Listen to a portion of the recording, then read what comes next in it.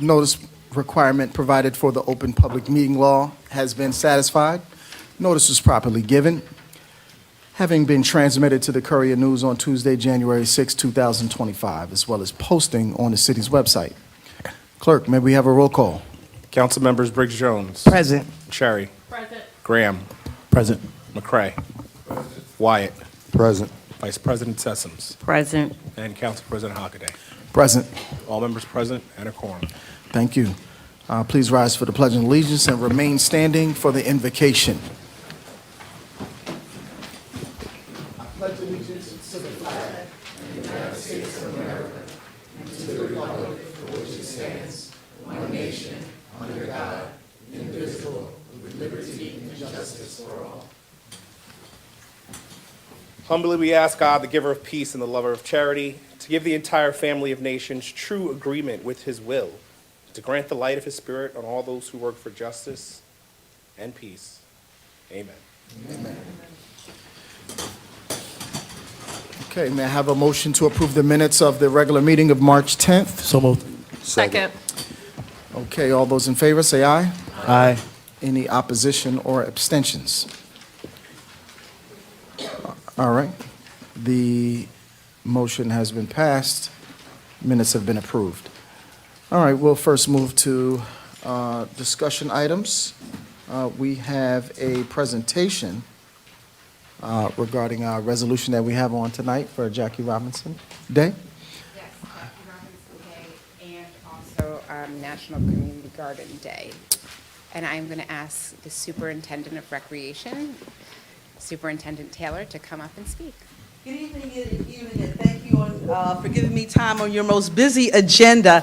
Unfortunately, I don't see any of the kids here, and when we planned these activities, it was planned during last year before I knew about the schedule change. So the Jackie Robinson Day was held on April 15th, and you were supposed to receive these shirts prior to our trip because Plainfield went to the Yankees game we celebrated Jackie Robinson Day at the Yankees, and the city of Plainfield was there. So I have your shirts, which I, of course, will give to the clerk to distribute. You all can use them next year, and unfortunately, it's spring break, so none of the kids are here because I had wanted a photo op. So I appreciate your accommodation and consideration for that. But I do have my two community garden coordinators here, Angela Davis and Ashley Neal, and we had invited the gardeners to come, but I don't see any of the gardeners, come. So previously, April 14th is recognized as National Gardening Day, and we have two community gardens in Plainfield, and the third is the fruit tree orchard. Gardeners, please come up. We've been working hard at these sites, and best kept secret. I wanted to introduce some of the gardeners because we have a very large active group, and we get lots of calls every year about gardening. And they also want to give you a gift about some of the work that we do. Angel, what's in this plant? I'd asked them just to give you guys a peanut plant to take home, put in your garden, but they wanted to do a little bit more. So just tell them briefly what that is. Okay, briefly. Hi, I'm Angel. Hello. We got 3 plants here. It's a companion planting, it's an ecosystem, as the community of Plainfield is an ecosystem.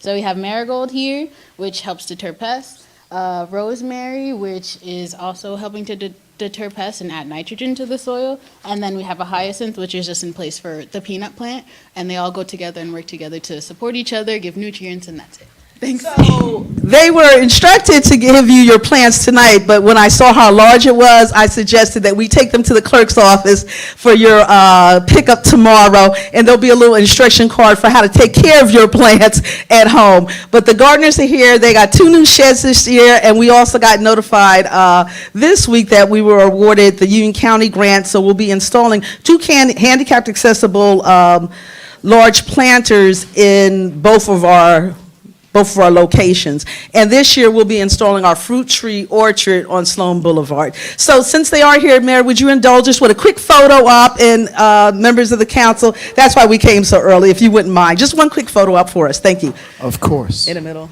Would you all mind? Yeah, thank you so much.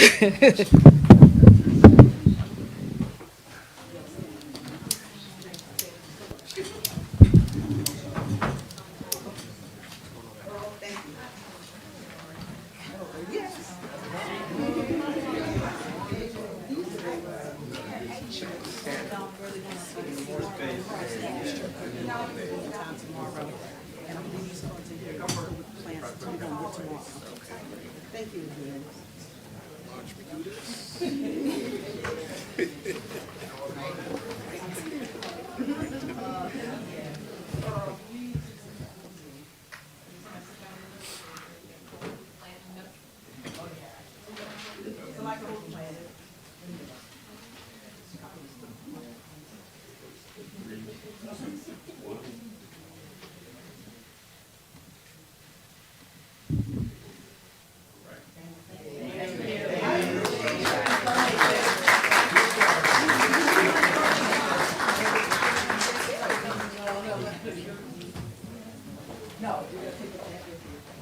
And thank you again. We just wanted the community to be aware and know that we do community gardens. If you're interested, please call the Division of Parks and Recreation, because gardening is important. We want to create opportunities for Plainfield residents to be in nature so we can rest, so we can breathe, so we can live. So give us a call. We hope to see you soon in one of our gardens. And thank you again for your accommodation.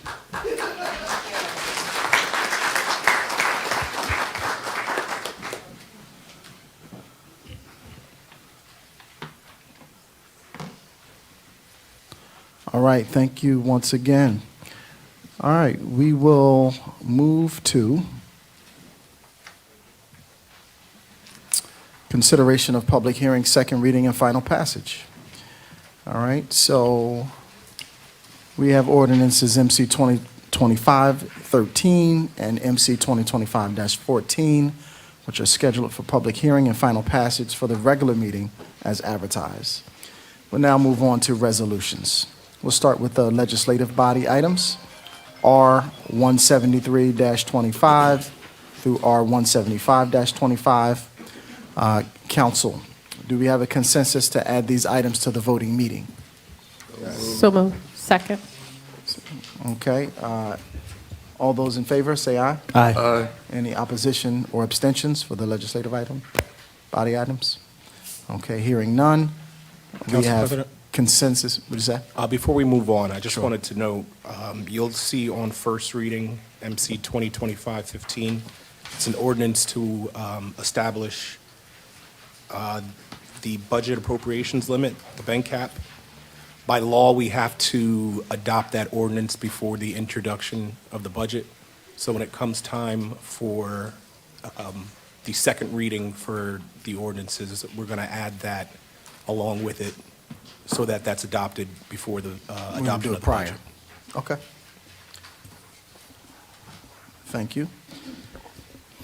Okay, so we have consensus to add the legislative body items. We'll next move to the mayor/business administrator items, R 176-25 through 184-25. Please present your items. Okay, thank you. The first item we have, I'm going to talk about the item, and then we'll take a brief break to do the swearing in. So we will be requesting advice and consent for the appointment of Sergeant Bethia as our OEM coordinator for the city of Plainfield. And I'd like to just take this opportunity to thank Director Childress, who has served in that role very capably for the past few years. And also to note that Sergeant Bethia, who's been with us for over 20 years, will be our first female OEM coordinator in the city of Plainfield. And we are very much looking forward.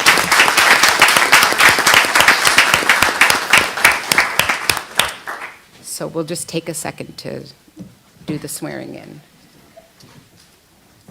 We have to do that after the adoption. We have to do that after it's actually after, adopted. okay. Okay, sorry. All right, we'll come back to the swearing in portion later. Okay, we have another resolution, another advice and consent resolution. This is for Rich Sodol for the Plainfield Historic Preservation Commission. Then we have two resolutions related to the HIF that we're a part of. They have officially changed their name to NJ Solutions Joint Health Insurance Fund. It was a whole process with the state to do this, so they weren't able to do it by January when we introduced the HIF. So we have to now amend the agreements, the bylaws, and the indemnity and trust agreement, which is 17825 and 17925, so that the name change is there. But nothing else about those are changing. Then we have a resolution for support for us to enter into a contract with the Plainfield Community Outreach Incorp. VIP Summer Program, not to exceed $40,000. We did this last year as well. This is a 6-week enrichment camp. They offer breakfast and lunch. They go to the pool. They do field trips. They learn tech, things like that, for K through 8 students who are residents of the city of Plainfield, and we supplement that for $40,000 for 150 kids. So that's what that resolution is. The next one is seeking approval to submit a grant application for $18,563. This is one we do annually with the county, and this gives us money to do drug and alcohol education. Specifically, we've been focusing on education around vaping. The next one is another resolution with the county. This one is seeking approval to enter into an agreement for $7,000 with the county. This is for our July 4th celebration, and this is to pay for the police and maintenance, so police services and a maintenance attendant. And then we have the two that Superintendent Taylor just went over, the Jackie Robinson Day on April 15th, and the resolution recognizing April 14th as National Gardening Day. Okay. Thank you. Do we have any questions from council members? Council President, I have one question. Go right ahead, For 180 Councilwoman Cherry. For R 180-25, is there a cost associated to our constituents to attend this program? Yes, we're supplementing, but I believe it's about 100 to 150 a week for the families. Thank you. Further questions? Council President, R 8125, can you talk a little bit about the campaign that we do around vaping? How are we getting the message out? Yes, so we've been going into the schools. The Division of Parks and Recreation has been going into the schools to do that, and they've also been creating literature about what harms vaping can cause, because obviously it's a newer vice, and so teaching kids the impact it can have on your lungs and on your body. So would this be for the remainder of the school year, for next school year? It'll be for the remainder and for next. It'll be all the way until next time this year. So we'll probably apply for it again, next April. Further questions? Okay, do we have consensus to add these to the voting meeting? Yes. Yes. Any opposition or abstentions? Okay, these shall be added. All right, we'll next move to the Department of Finance items. Floor is yours. Good evening, all. Good evening. I have 4 resolutions for your approval. Resolutions R 185-25 through 188-25. R 185-25, resolution authorizing a contract award to Prime Point Software. This is for payroll services, time and attendance, and tracking of our human resources management system. Make sure your microphone's on. It's on. Okay. And, okay, I'll speak a little louder. I don't think it's on. It's on. Okay, there are 4 resolutions for the council's approval. First one is resolution authorizing a contract award to Prime Point Software, and this is for payroll services, time and attendance, and tracking and human resources management information system. And this is a renewal for 1 year. The second resolution is resolution authorizing tax refunds on certain properties. These properties are managed by the financial institutions, but the residents mistakenly also paid the taxes, so we have to refund the residents. The third one is a resolution authorizing amendments to our temporary budget. We're still operating on a temporary budget until our budget is adopted, so we added 7 grants, so that's the addition. And then resolution authorizing the introduction of the municipal budget in the amount of $108,000,000 $1,773,426.14 for the current fund. $1,215,000 for the parking utility fund. $9,354,205 for the sewer utility fund, and $14,854,698 for the solid waste utility fund. Are there any questions? Any questions from council members? Yeah, just one. Go right ahead. With regard to Resolution 186-25, when that happens, does that happen automatically, or does the homeowner have to kind of petition the tax office for that refund?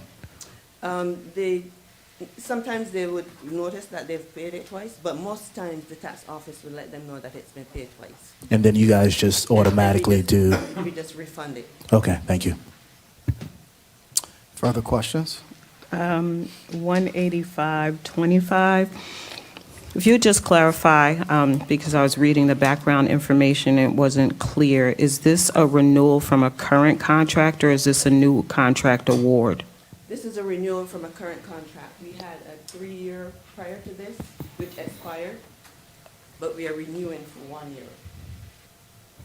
Thank you. Mr. Council President, Mayor? I would just like to add a couple comments as they relate to the introduction of the budget. It should be pointed out that this year, the budget is being introduced with a 0% tax increase, and it's actually better than that. There's a 0.18% reduction in municipal taxes. And this would be the third time in the past 5 years that we have done that. And so it's important for that to be pointed out. In 2018, the current average increase was 1.49%. No decrease in services. In fact, services have increased. Salaries have gone up significantly. Health benefit costs have nearly doubled. And we've all been made aware of the burden that health benefit costs has imposed on municipalities and counties all across the state. And so the fact that we've been able to retain, to have taxes remain stable, have taxes being reduced, putting or keeping monies into the pockets of our property owners, I think that deserves to be made mention of, and this can only be done with someone with significant financial and municipal budgeting experience. And in order for us to do this, in order for us to present you with the budget that we have presented, it required someone with significant financial experience. It requires a department that has the experience in order to assemble a budget that we have presented, that we will present to you here this evening on first reading. And so I just wanted to point out to our residents that this budget reflects a 0% tax increase. It actually reflects a reduction, and this is the third time in 5 years that we are doing this. So I just wanted to make sure I share that with the governing body and with the listening public.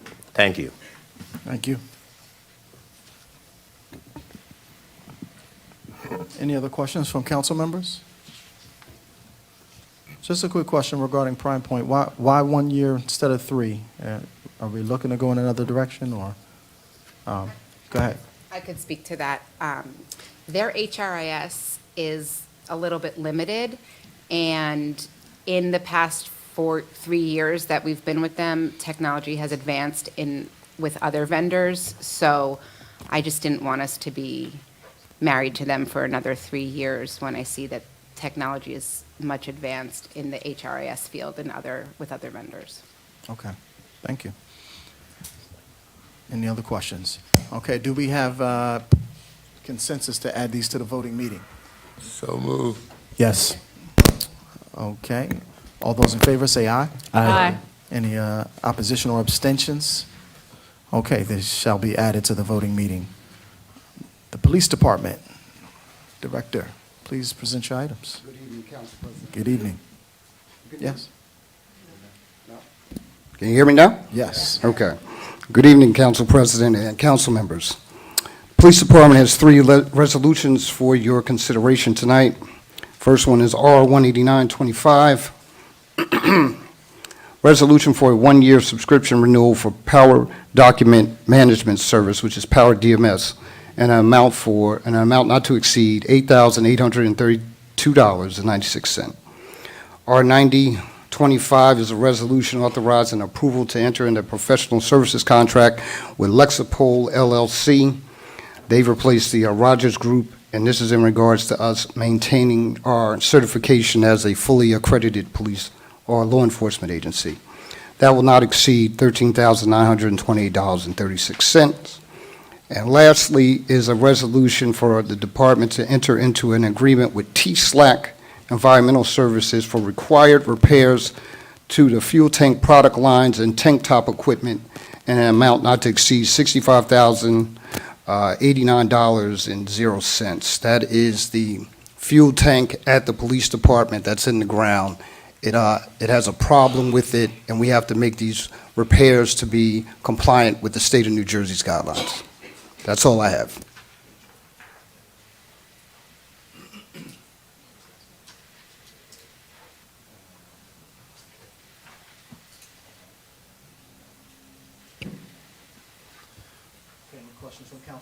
Any questions from council members? Okay, hearing none, do we have consensus to add these to the voting meeting? Yes. All those in favor say aye. Aye. Any opposition or abstentions? Okay, those shall be added. The fire department, floor is yours.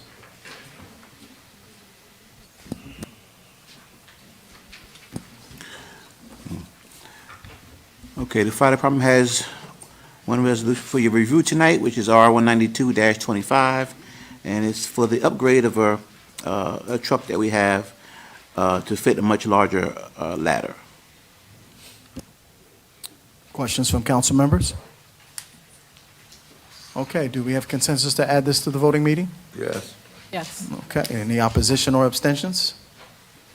All those in favor say aye. Aye. All right, this should be added to the voting meeting. The Department of Public Works, the floor is yours. Good evening, Mr. Council President, members of the council. Department of Public Works has 7 resolutions for your approval. Resolution 193, authorizing approval of the Morris County Co-op for the milling and paving of Berkeley Avenue and Dixie Lane, in amount not to exceed $324,657.50. Resolution 194, resolution authorizing approval to enter into contract with Morris County Co-op for concrete replacement of 21 ADA ramps at $73,500 with Cifelli. General contracting. And resolution 195 is authorization to award a contract to J.A. Alexander, Inc. To mill and pave 5 intersections with crosswalks, etc. It's under the Safe Route to School project, in amount not to exceed $678,574.21, and that's 5 intersections. Resolution 196 is authorization to award a contract for Portofino Builders for the road resurface of West East Front Street from Plainfield Avenue to Watchung Avenue, in amount not to exceed $1,405,166, and that's also includes the signal, traffic light. Resolution 197, resolution authorizes the award of a professional service contract to Only Associates. That's for the hire a licensed site remediation professional for the Madison Avenue Park and outdoor fitness area under the guidance of the NJDP, $155,000. Resolution 198, authorization to change order number 1 to Remington and Vernick for the Rushmore Recreational Complex Aquatics area for construction, renovation, and contract administration services in amount not to exceed $61,630. And that concludes my resolution. Any questions? Okay. You did 199.25 too. Okay, any questions from council? Council President? Yes. Council VP? Thank right you. ahead. I'm sorry, I have one more, I'm sorry. Go ahead, And Director. 199, resolution authorizing award of a contract to Fisher Contracting, Inc. for installation of speed humps, in the total amount of $244,082.70. All right, thank you. Go right ahead, Madam VP. Thank you. Good evening, Director. I have a few questions for you this evening. Regarding 196. Can you clarify for me the difference in the alternative bids 1, 2, 3 plus base? Could you explain that to me? Yes, good question. What that is, that's the traffic lights at each intersection. That was the addition of a traffic light. We went with number 1 because that came out with the lowest responsible bidder, and that was for one light to be at Park and Front Street. So we went with that. All the other lights would be for you. So I'm taking you to the resolution for Portofino you asked about, right? We did it alternate bid number 1. Okay, that was the lowest responsible bidder based on all the bids that were submitted, the 6 bids. And the alternate lights were for 3 different intersections, that lights would go up in that location. So Front Street and Park Avenue will be the first alternate number. The second one would have been West Front Street and Central Avenue. And the third would have been Madison and West Front. So that was the alternate bids for the added a light with that. So we can only do one light based on funding, so that's why we chose the first one, the latter, which will be Front and Park. Okay, so with each bid, you added a different intersection, and Yes. that's why it went up? Okay. And the light, yes. Okay, thank you for that.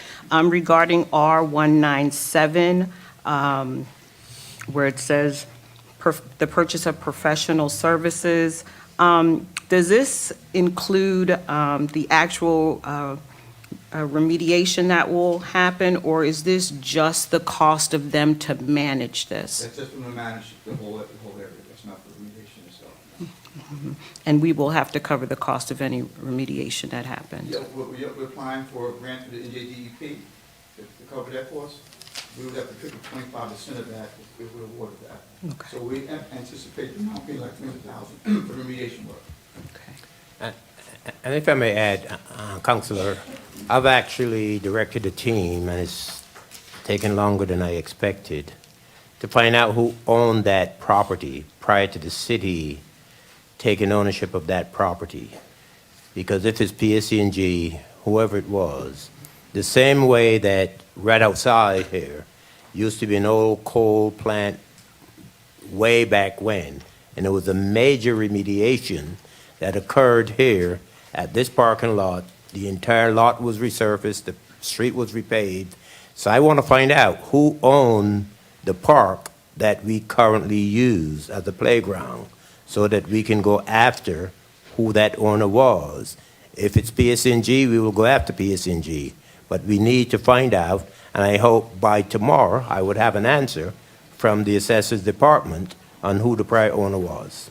That would be great, Mayor, in order to make sure that they cover the cost and it's not passed on to the taxpayer. Regarding R198, we have the engineer wanting additional $61,000. Why, and what was their deadline for this Well, project? The project was for the 365 days. It far exceeded that because of plus supply and demand, trying to get things that we need for it, and then some of the weather played a part in that too, with the rain and snow. That extended everything. And again, more so supply and demand, trying to get certain equipment and things that we need to finish the project. What is their deadline that they promised the city that they'd have this project done by? The deadline was, we were trying to do that by sometime Memorial Day, in that area, around that time. Okay, But thank we're you. looking at right now, based on that, maybe sometime the second, third week in June, to have everything completed. And then my last question regarding R199, this $244,000, how many speed bumps does that buy us? That gives you approximately 37 speed humps. And that's 2 per street? Some streets are 2, depends on the study. Some have 2, some may have 8, some may have 4, based on the locations and like that, based on the study. Okay. Thank you, Council President.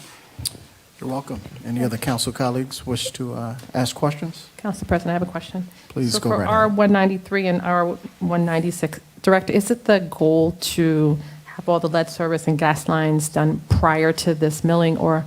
Absolutely. That's our goal. We work in conjunction with Public Service and American Water to make sure they're going to deliver ahead of us, so we can do what we have to do that. Okay, thank you. And then for R196-25, thank you first for identifying the funding through NJDOT, because I know that that was one of the things that your administration said that it would not be a cost to the taxpayer. What is the time frame Okay, but this area right here is the city-owned property, so that right City. there, that portion right there between Mont Jones and Plainfield. Okay. That's city. That's why that's why you see Engineer. engineering and capital. Because everything else outside of, all about 28, there's no capital at all. Okay. It's all grant funded. Grant funded, correct. So what's the time frame to complete that project, start to beginning? From beginning to end, well, right now, we're just waiting for some funding, and we've got some bid openings coming up. So hopefully, maybe September, October, weather permitting, and we can get everything done. Thank you. And one, the last one, for R199-25, are you able to provide a list of where the speed bumps are going to be located? Yes, because with certain neighbors we're looking at too, still to make sure that we're fit, yes. That's what it's saying. Thank you. Anyone else? Yes, Council President. Go right ahead, Councilman. Yes, Resolution 199. Have we did a study to see if the speed bumps are actually working? Has it been slowing down traffic? Well, to my knowledge, Council, good question, but yes, everything we're doing, we'll be getting just good remarks from everyone where we place speed humps. Everything has slowed down somewhat. So, and that, and also the forward stops, we've been pretty getting positive feedback, and I would defer to the police on that part, but yes, we've been getting positive feedback. with the Okay. Speed humps. And there's demand for so much more, like even with this list, I'm getting calls from everyone that's saying they need them in certain areas. We do monitor to see how fast people are going, and it's made quite a difference. Okay, so we have been tracking the data. We tracking everything we can. Data itself, we just do the study, but any data, I refer to police department on monitoring whatever goes on with that. Okay, and with the four-way stop, since you just brought that up as well, is there a time where we're going to say, we're going to educate the public on how to utilize the four-way stops? We've been doing that from the beginning. There have been flyers that we've sent out. There's been several communications that we have sent out regarding the public on how, if four vehicles arrive at a four-way stop sign, who goes first? So we'll continue to do that because it's an ongoing process. A lot of times people, they're in a rush, they just want to go up there and run through as quickly as possible, but we have been educating the public. We're doing it as best we can. And we do know a bad actor is a bad actor, right? Absolutely. We try to do to make things better. Some folks, just no matter what they do, they don't follow the laws or the rules for some reason. Okay, so you said you've been That's sending out where mailers, enforcement comes in. flyers? You said flyers you send out? Yes, sir. Okay. Did we ever think about, since we do have the social media, putting videos up on the city website, some of the community forums and town halls that we have as well? Yes, it's funny that you actually said that. My traffic division actually completed some videos just recently in regards to this, in regards to all the new layouts and things that we have been doing. We have used social media to put up that flyer that I was talking about instead of just handing out paper flyers. We have put that out on social media. We'll blast it out again, but we have just completed a video on various things that we have changed in terms of traffic in the city and how people can comply with it. Okay, and the last question, have you seen an impact on the emergency services as far as the police, fire?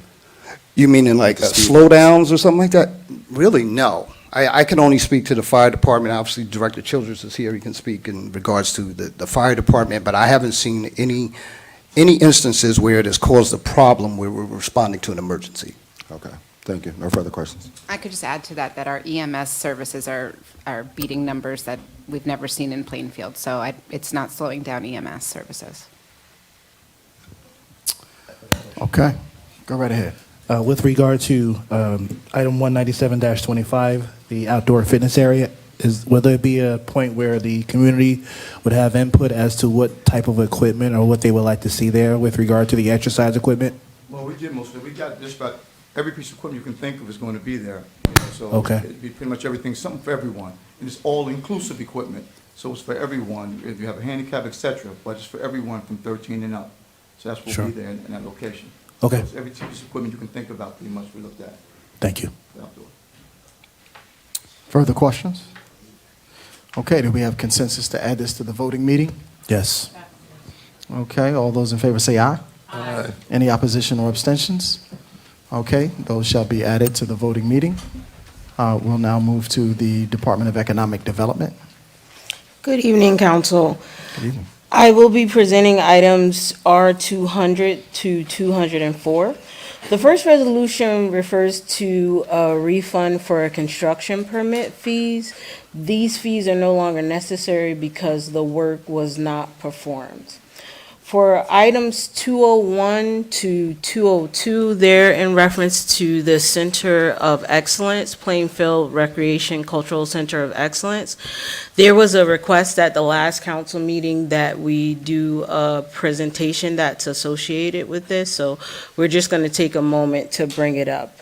So just to remind everyone, going back to the first slide is looking at the historic building, which is the YMCA building across from City Hall.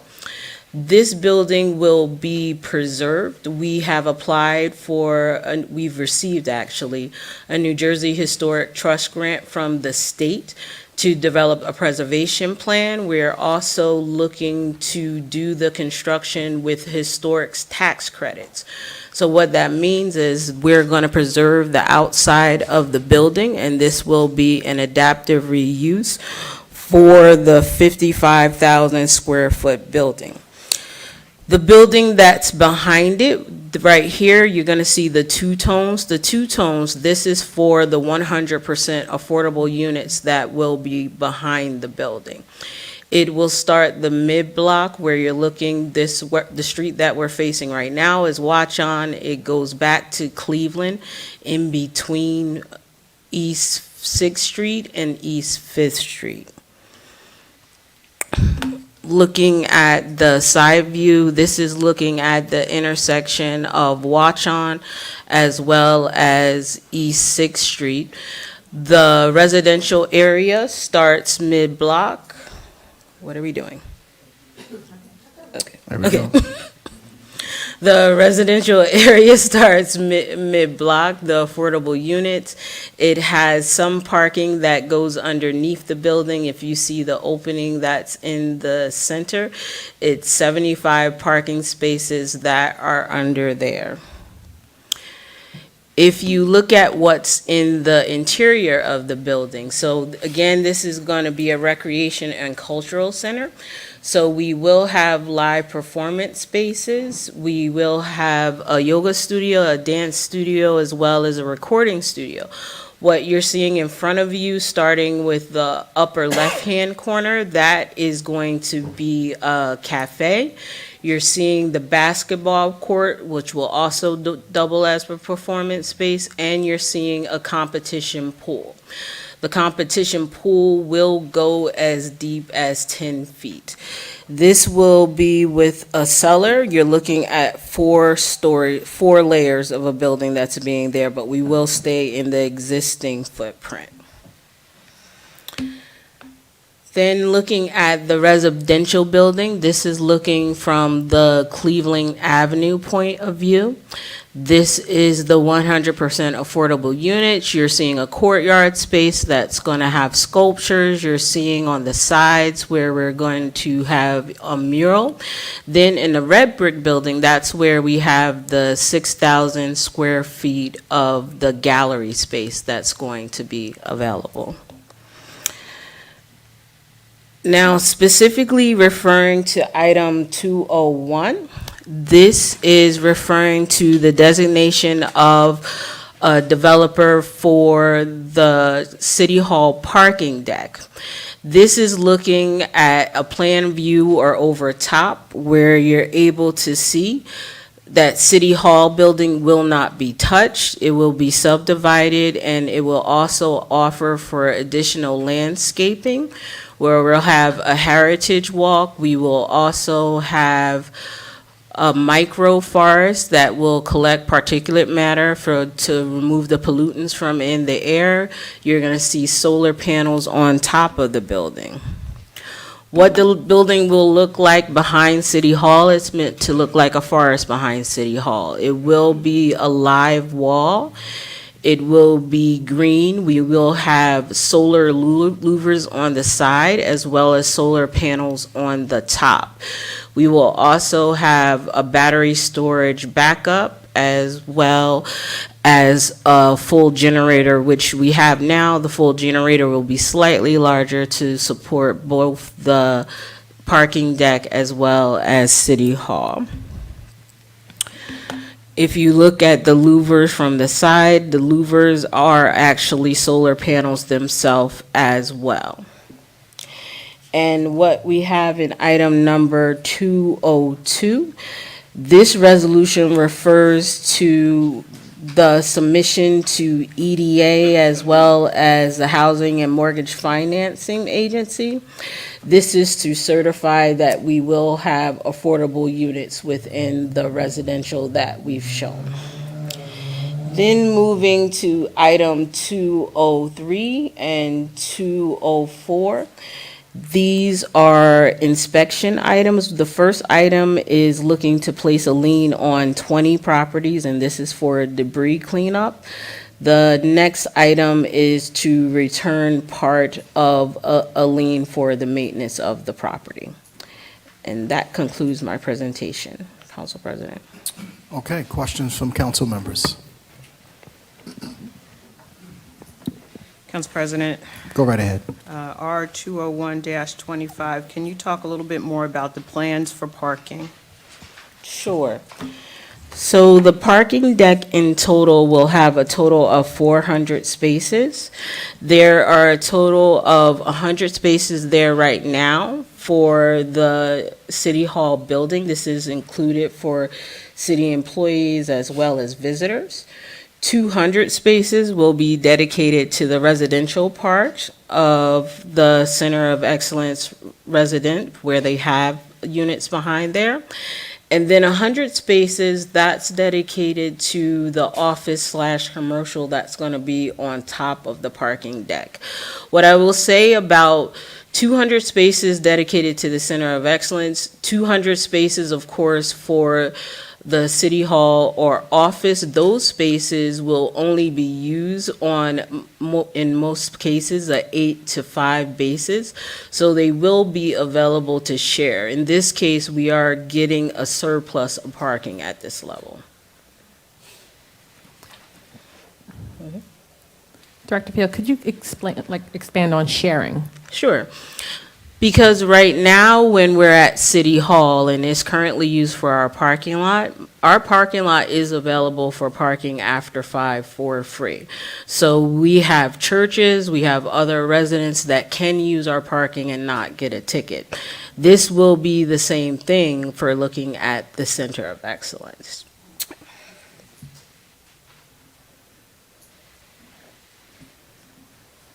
Other council members have questions? Yes, Council President. Go right ahead. All right, so you said 75 parking spaces will be underneath the residential apartments, right? And 200 across the street. Did you do an impact study on traffic and congestion in the area? So that will be done when it's presented to the planning board. So what's being presented to you now is the designation for the parking deck itself. For the planning board site plan approval, it's going to be required to do a traffic impact study for the parking deck itself and for the Center of Excellence residential. Okay, and this is all affordable housing, correct? 100%. Can you define affordable housing? Sure. In this case, this is being subsidized by Aspire, it's being subsidized by low-income housing tax credit, as well as potentially looking at new market tax credit. What that means is that it has to follow the uniform housing affordability controls. So, for example, it has to range between 30% and 80% of the area median income. So when we're talking about an apartment that's going to be for rent that's at the 30% of the area median income, if we say the area median income is $75,000, that means that that person cannot make more than $25,000 a year in income. Therefore, a studio apartment for them is going to be $600. Now, the highest amount, looking at someone that's making 60% of the area median income, if you look at 60%, they're only making close to between $45,000 to $50,000 a year. The highest they would pay for a 3-bedroom is $1,830, so $1,800 a month. Okay, so those apartments will be between 600 and 1,800. And 30. And 30 a month, yes. Okay, 1,830? Okay. All right, and this is a 30-year tax incentive that we gave them? Yes, this tax incentive, it's backed by the housing and mortgage financing. So yes, it's at 6.82%. Are they contributing to the renovations for the Center of Excellence as well as the parking deck in the back of City Hall? So looking at the Center of Excellence itself, we are getting roughly $3.5 million that will go towards construction. For the parking deck, we're getting $2.5 million. Do we have the total of how much the parking deck will cost? We have an estimate, but that financial agreement is not being presented to you tonight. So we have an estimate, but we just can't know tonight. But we're expected to vote on these items. You're not voting on the estimate, you're voting on the designation of the parking deck. So what we do with every item, we present the study to you, we present the redevelopment agreement and the financial agreement, which has the cost of the project costs. Okay, so a ballpark figure of $54 million. $54 million, and they are contributing 2.5, and the taxpayers will absorb. Absolutely not. That's why they're going for the Aspire tax credit, as well as we passed in the past the it was the CPACE, which this allows for funding when you're looking at a sustainability structure.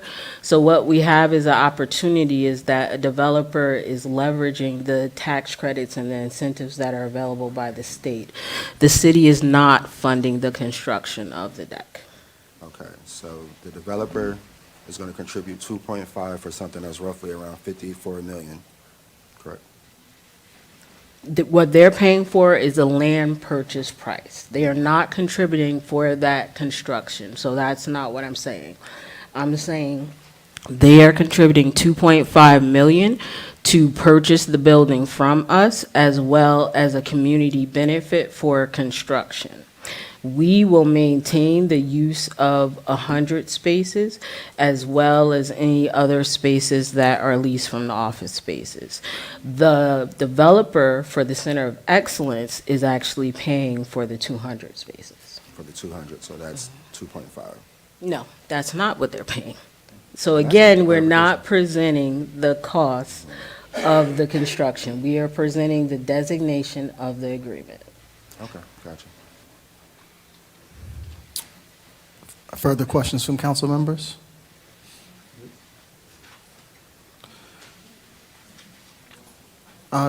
In the lot now, we have 100 spaces available. How much of, what percentage of the lot is used daily during the workday? Well, we have all of our fleet vehicles that are parking in there now. We have employee parking as well as our visitors. So right now, it's using, I would say, 90%. But again, it's not just for city employees. Mm-hmm. It's for visitors as well. You indicated there's solar and so forth there. Is there any hookups for electric vehicles, clean energy? There should be a total of about 30 electric charging stations included. Okay. So we have a total of 21 hybrid vehicles in our fleet. Okay. Would those, any of those electric charging stations be available for residents of the affordable housing? Yes. Okay. Sounds like a good feature. Other questions from council members before we ask for consensus? Council President? Yes. One more question? Sure. The solar panels, the energy, who will be able to utilize the energy or benefit from that? So the energy is going to go, to charging the electric charging stations, but it's also going to a battery storage backup. That battery storage backup could be redistributed through the parking deck itself for lights and cameras and so forth, and also for the City Hall building. Okay, has there been any thought to distribute that to the community? I know that PSE&G is talking about going up 20%. And many people will be impacted by that.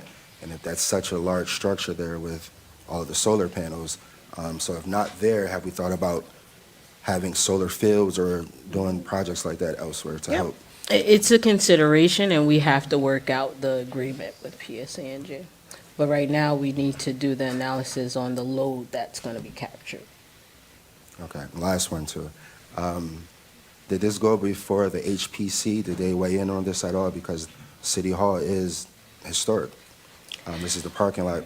So did they weigh in on this at all? So this is a city-owned property, and we are exempt from the HPC. Again, we are not touching the historic property. We are subdividing it, only talking about the parking lot. Okay, thank you. Okay, thank you. Do we have consensus to add these items to the voting meeting? Yes. Okay. Please remove. Madam President. I'm sorry, I didn't hear you. Yeah, R201 and R202. We vote on that separately. Okay. So we do have consensus for R200 and 203? Yes. All those, And 204. and 204 as well, and 204. Do we have consensus for those three? Yes. All those in favor say aye. Aye. Any oppositions or abstentions from those three? That's 200, 201, and 204. Okay, hearing none, those should be added to the voting meeting. 202 and 203 will be voted on separately. 201 and 202. Right? Okay. Will the Department of Health and Social Services present their items? Okay, I'm going to be speaking Thank you. on behalf of Director Brown. So the first resolution he has is a resolution condemning federal public health funding cuts as dangerous, irresponsible, and detrimental to the residents of the city of Plainfield and communities across America. We're all aware of the attempt to cut the federal budget by $11 billion for the Department of Health. And we know that this will disproportionately impact low-income communities, immigrants, communities of color, and it will absolutely have a detrimental impact in Plainfield. These cuts threaten programs like WIC, our vaccine programs, our nutrition programs, Meals on Wheels, and so we are looking to, we're obviously very worried about this, and this is something that we are strongly condemning. The next resolution that he has is a resolution to extend the contract that we have with Proceed Inc., and this is for $554,500. They are the company that we use for lead remediation and abatement, and that is fully grant funded by the DCA. So that's when we do lead inspections, and then they need abatement work and remediation. Proceed Inc. has been doing that work, at not at a cost to the residents. Okay, any questions from council members regarding those items? Council President, R206, have we gotten any data around the lead abatement specific to the city? Any numbers In terms of what? in terms of the residentials? Like how many, you mean for the inspections that we've been Yes, doing? yes. So that's separate than this. This is what we do, our normal lead inspections. I think are you speaking about the big grant that we got to do the program that goes into every building? And they have to call and sign up? This is not the vendor that we're using for that. That we're using a shared service with the town of Elizabeth, the city of Elizabeth. This is our normal lead inspection where they go in when there's children.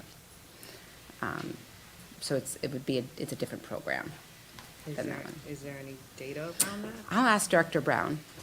Thank you. Further questions? Okay, do we have consensus to add these to the voting meeting?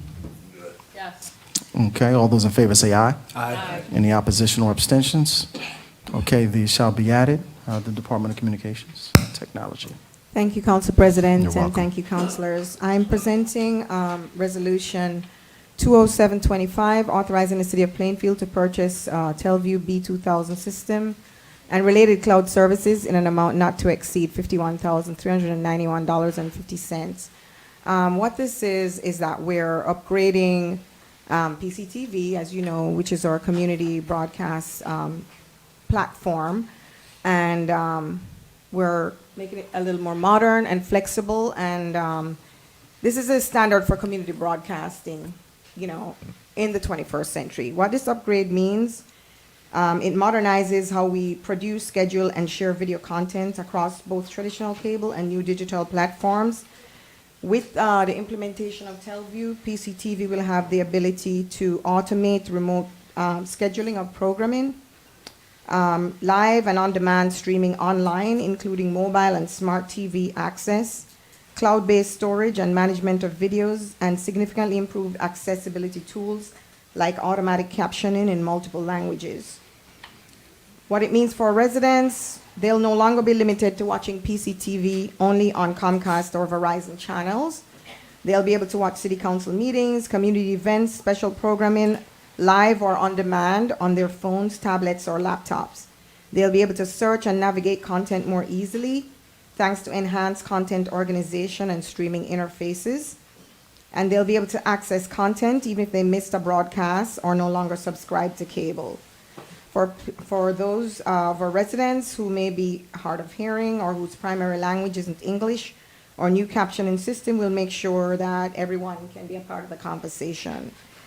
Those are the highlights. We chose to go to TelView over Letronics, which is what we were utilizing before. Letronics is basically rooted, it's an analog cable platform, and TelView offers true digital-first functionality with built-in scalability for future growth, better streaming features, more reliable content management, and overall an improved viewer experience. So. Okay, questions from council members regarding this resolution?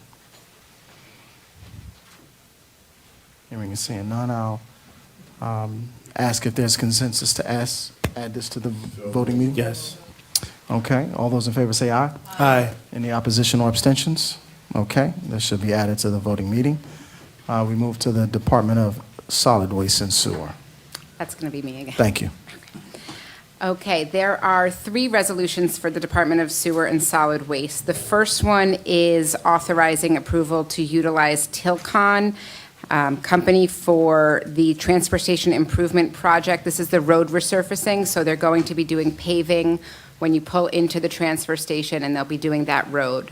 So that will be much smoother for everybody who travels that way.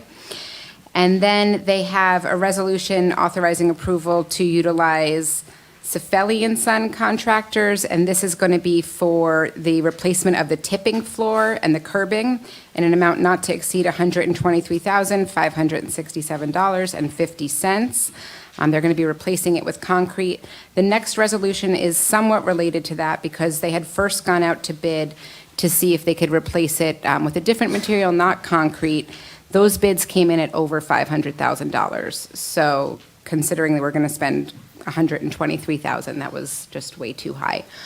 So we're rejecting both of those bids, those $500,000 bids, and that's what that last resolution is. Okay, do we have any questions from council members? Okay, do we have consensus to add this to the voting meeting? Yes. Okay, all those in favor say aye. Aye. Any opposition or abstentions?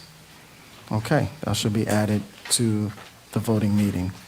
We'll now move on to ordinances on first reading. BA, please present the ordinances listed. Thank you very much. Okay, we have 7 ordinances for your review this evening. The first one we spoke about a little bit earlier. This is the annual ordinance to exceed the municipal budget appropriation limit that we're going to have to do prior to the resolution being read for the introduction of the budget. The second one is an ordinance to amend and supplement the no parking ordinance, and this is going to be no parking on the south side of Watchung Ave on the 1200 block. This is a response to resident complaints and conversations that we've had with residents in that area. The third one is an amendment to the ordinance amending Chapter 17 Land Use Ordinance. This is for our primary and accessory dwelling units. So in an effort to increase affordable housing and availability and promote sustainability, we are going to change a little bit the application process for accessory dwelling units to make it easier, and that will just go in front of zoning now, not in front of planning. This will just promote more efficient land use.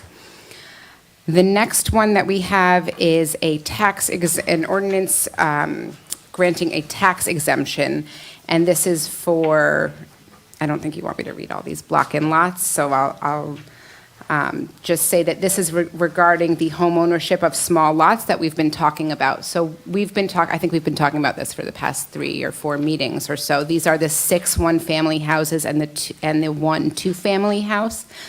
And this is the one where the money that the city is getting from selling this land is going to go into the residents who purchase these properties and in the form of a down payment. And then the tax exemption will also be passed on to the resident buyers. So for 10 years, they'll know exactly what they're going to be paying because it's spelled out in the tax exemption for them.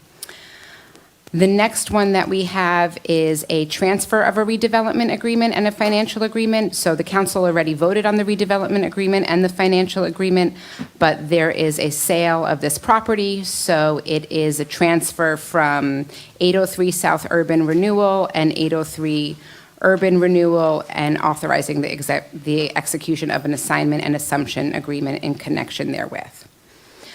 The following one is an ordinance adopting the JFK Muhlenberg Hospital Redevelopment Plan Amendment, and this is an amendment that will add additional uses to that redevelopment plan.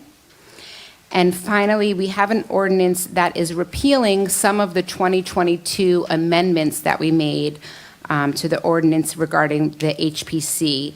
And this will give more review authority to the HPC, and that concludes the ordinances that we're presenting this evening. Questions from council members? Yes. Go right ahead. With regard to MC 2025-17, Director Fields, if you can just kind of briefly give like an overview as to what can and cannot be done with regard to an accessory dwelling. Some of my constituents believe that you can only build above a garage, but I understand that you can build from the ground up an accessory dwelling, and just talk about the setback requirements, and are we going to have a low tolerance for these items that the property owner should feel the need to go before our zoning board for a variance? Sure. So just to back up to the zoning board, what's going to make this affordable is that you can go to our zoning officer.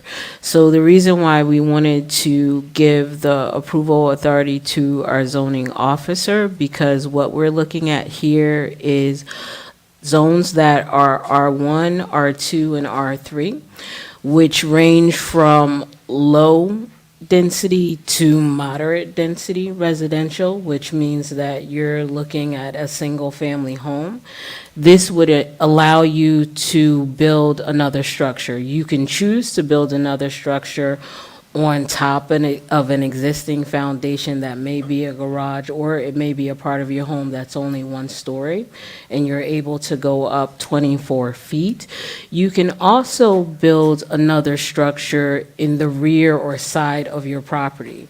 You have to adhere to the bulk standards or the setback requirements for whatever zone you're in, whether you're in R1, R2, or R3.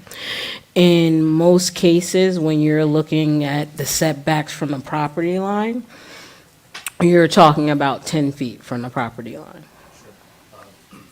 Follow-up question. In the property owner, they can do bedrooms, bathrooms, they can do plumbing, the whole 9. This is for living. Right. So it's meant to be a self-sustaining unit, meaning that it has a bathroom, it has a kitchen, it has a bedroom. It cannot be any larger than 800 square feet, which is what is allowed for our 1-bedroom apartments. They have to be a minimum of 750 square feet. So this is a large 1-bedroom apartment. All right, stay right there, because I have a question about MC 2025-18 with regard to the down payment assistance and the tax, is it a tax abatement that the property would be getting as opposed, it's not a pilot, it's a tax abatement? Well, it is a payment in lieu of taxes. So we're passing on a payment in lieu of taxes on to the home buyer. So what that will be is up to duration, because these are deed restrictive properties. We want to keep them affordable where they're not flipped. Where they will have, for the single family homes, it's going to be a 10% tax abatement, so 10% of the cost, which is roughly about half of what conventional taxes would be. And for the two-family home, it's going to be 12.5%. You know, it's awesome that the little guy can benefit from these incentives. And with regard to the down payment assistance and the deed restriction, so particularly the deed restriction, the deed restriction is for 10 years, correct? Yes. And when the deed restriction has expired, pretty much the seller they can sell the property for whatever the market value is. Yes. Once the deed restriction expires. So it's sort of like the city helps our residents to create wealth. Right. These are meant to be starter homes. Our incentives are for first-time home buyers in Plainfield. So instead of us collecting for our properties, the cost of the property or a community benefit, we're passing that on in the form of down payment assistance for $30,000 for the Plainfield residents. And also, these buildings right now, if they were to sell at market value, they would go for roughly about $800,000. They're being sold starting at $500,000. They're That's awesome. 4-bedroom homes. All right, that's awesome. Thank you, Director. Those are my questions, Council President. Thanks. Council President, I had a question. Go right ahead. For MC 2025-20, are there any zoning regulations that govern educational buildings and behavioral health facilities? So right now, looking at the distance, this is within the distance requirements. Okay, what's the distance? So if it's looking that it has to be so many feet away from it, but we'll give you the exact number, but we are consistent with it.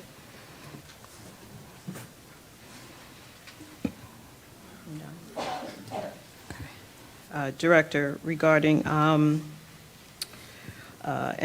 2025-17, can you talk about staffing capacity to handle this? With all of these applications going to the zoning officer, I'm assuming that that's a one-person title.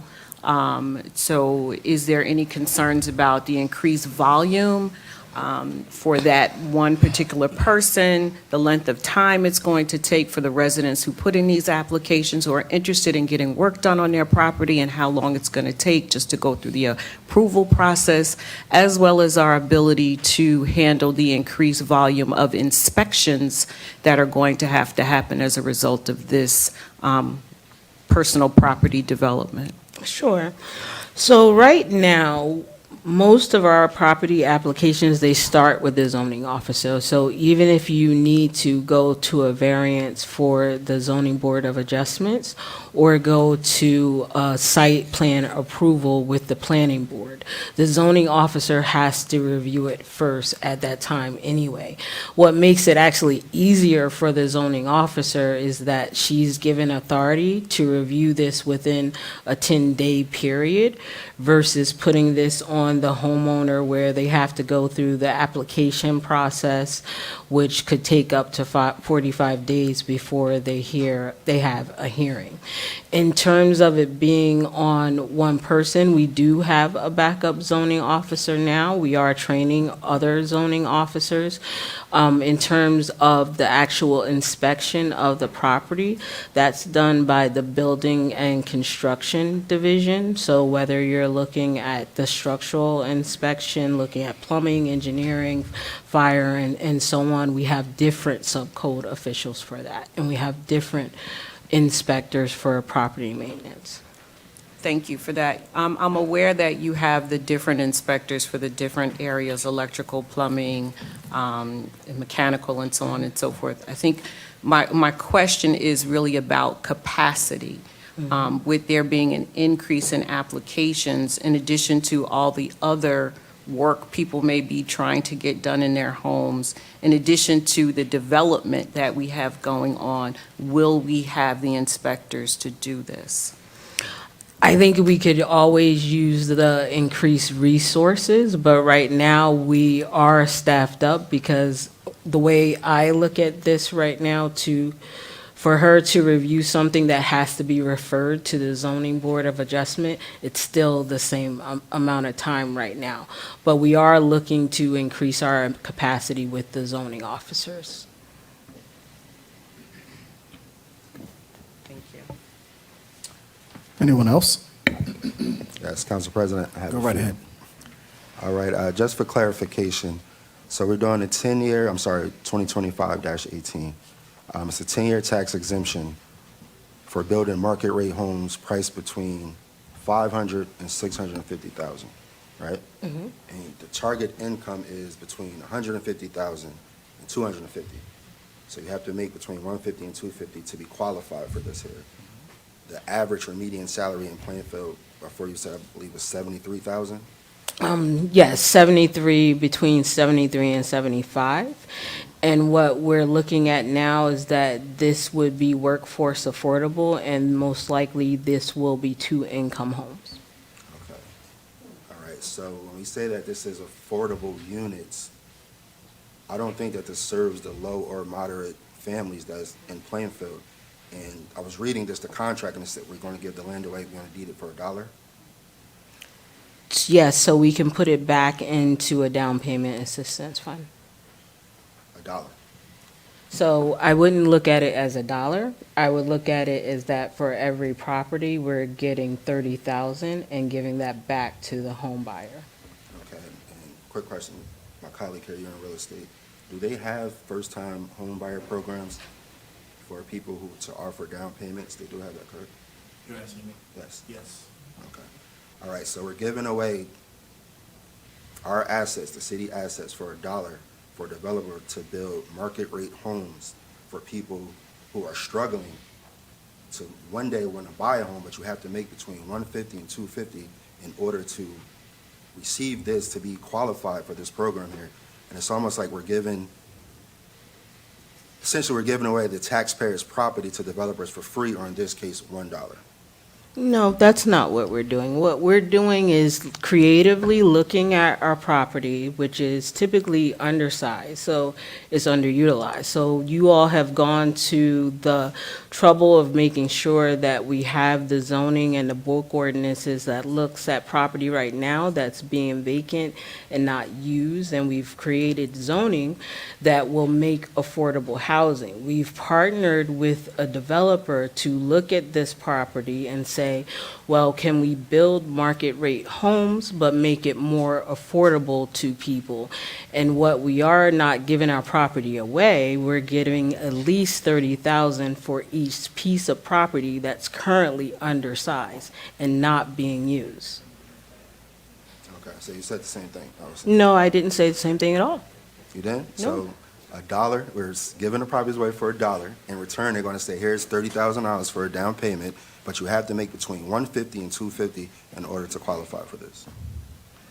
So I'm saying that $30,000 for down payment assistance, and we're looking at a range for workforce development affordable for the property. So we're not looking at low income. This is not being subsidized. The difference between this is not being subsidized by the Uniform Housing Affordability Controls. This is something that we're working on with the developer to invest in first-time home buyers. Same thing.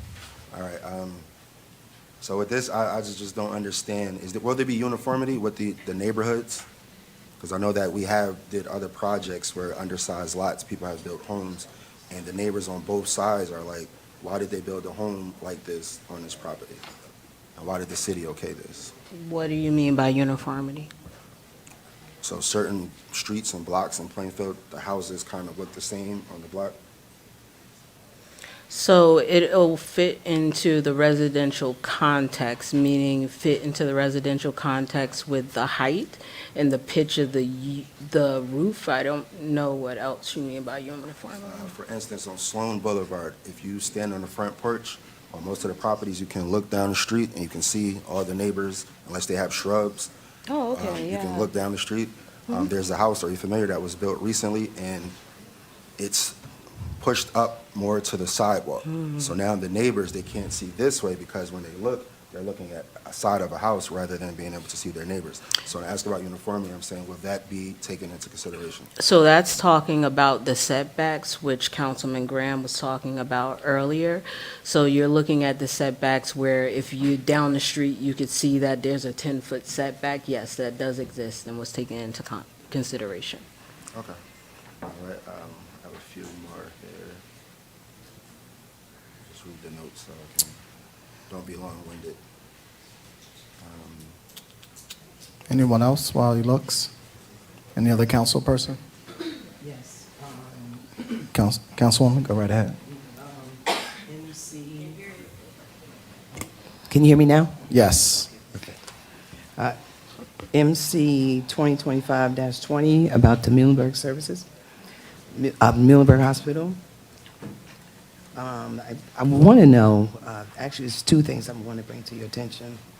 And I want to know about the addiction services. Is it the same distance for the health services versus the behavioral health?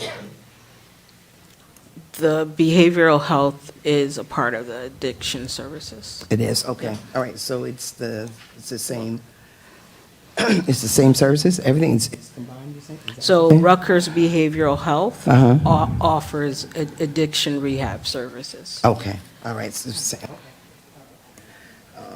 that answered that first question. The next question is the properties that you were speaking about and for the first-time home buyers. The question is, let's just say you have about 300 applicants.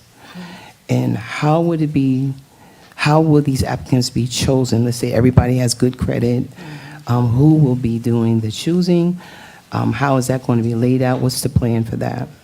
It's going to be a lottery that's going to be hosted by the developer. So let's say we open it at a certain date and time. Okay. They'll be accepting applications where you'll have to show proof of income, you'll have to show proof of residencies and other qualifications for creditworthiness.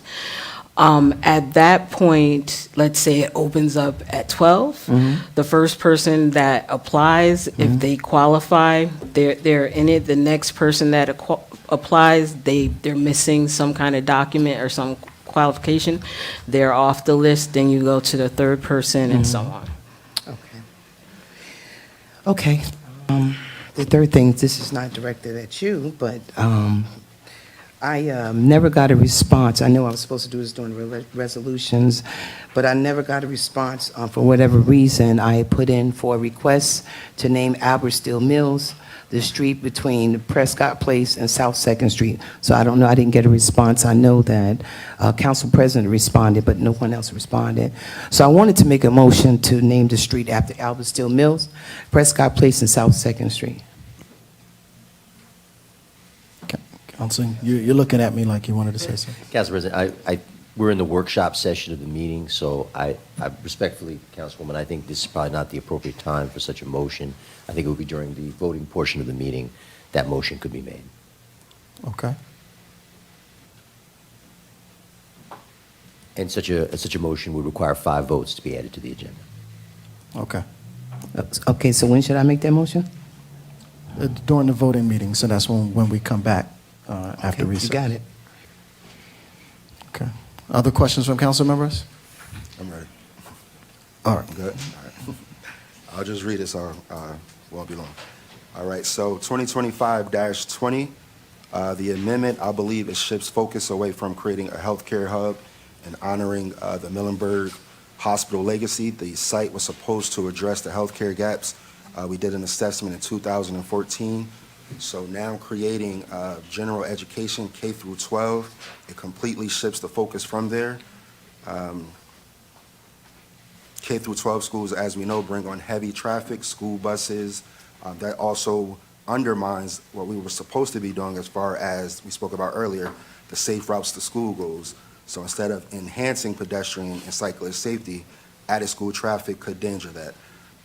Also would like to include the inadequate parking. So we said 1-to-1, which is in the proposal, the ratio. So that's for teachers and staff that ignore student drivers who sophomores, juniors and seniors, or juniors and seniors who have cars and drive to school, visitors, part-time staff, and that will lead to more congestion throughout the city. So we've been changing the character of our entire city, and it's becoming a Jersey city in Elizabeth with all of the congestion on the streets. So for us to now say we're going to shift from making this a healthcare hub to now saying, okay, we're going to do a K through 12 or for educational purposes here at this site, it just undermines the complete original proposal and purpose, I believe. Yep, next. Any other councilman or councilwoman? Okay. And also on the 2025-21, and I will just bring the notes up to this as well. 1 second here.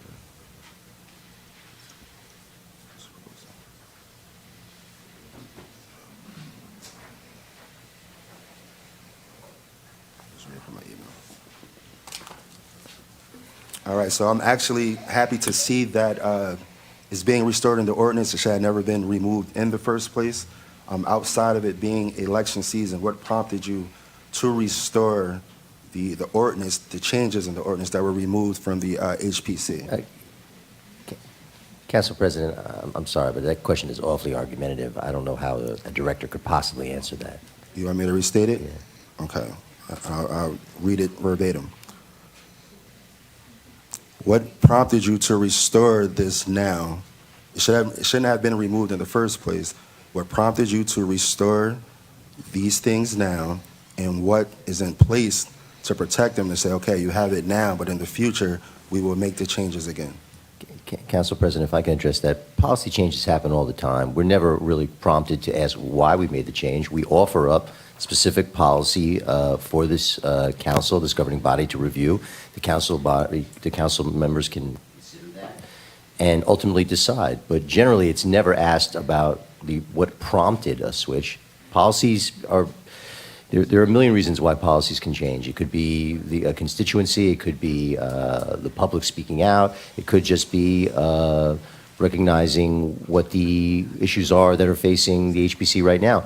I don't know if it's fair to ask a particular department head to answer that question, other than to say we're offering this policy this evening. We're willing to debate the merits of the change with any council member or answer any questions that you might have. But to say what prompted it, I don't think is relevant to the inquiry. And I'll just add that, like I said with MC. Quiet in the gallery, please. Thank you. Like I said with MC 2025-16, that we are, responsive to resident complaints. We're responsive to conversations that we're having with residents. Okay. Thank you. Other questions? So the redevelopment areas, we said that they are exempt, historic districts are exempt, right? You said that earlier? Redevelopment areas within historic districts are exempt? Yes, redevelopment, yes. Okay. So I don't believe that they should be exempt. So when you look at towns like Fanwood, Scotch Plains, when they weigh in, the architectural designs are more appealing. When you look at Plainfield, the things that's going on, they are unappealing, and it doesn't look like they will stand the test of time. It almost looks like low quality. So if you just take a trip down South Avenue and ride through those towns, once you get to Plainfield, you can see the difference here. So I believe that having the HPC weigh in on those decisions should also be in here as well. Code enforcement is another thing that I don't see in here that should be included. So code enforcement, people have issues across the city with code enforcement.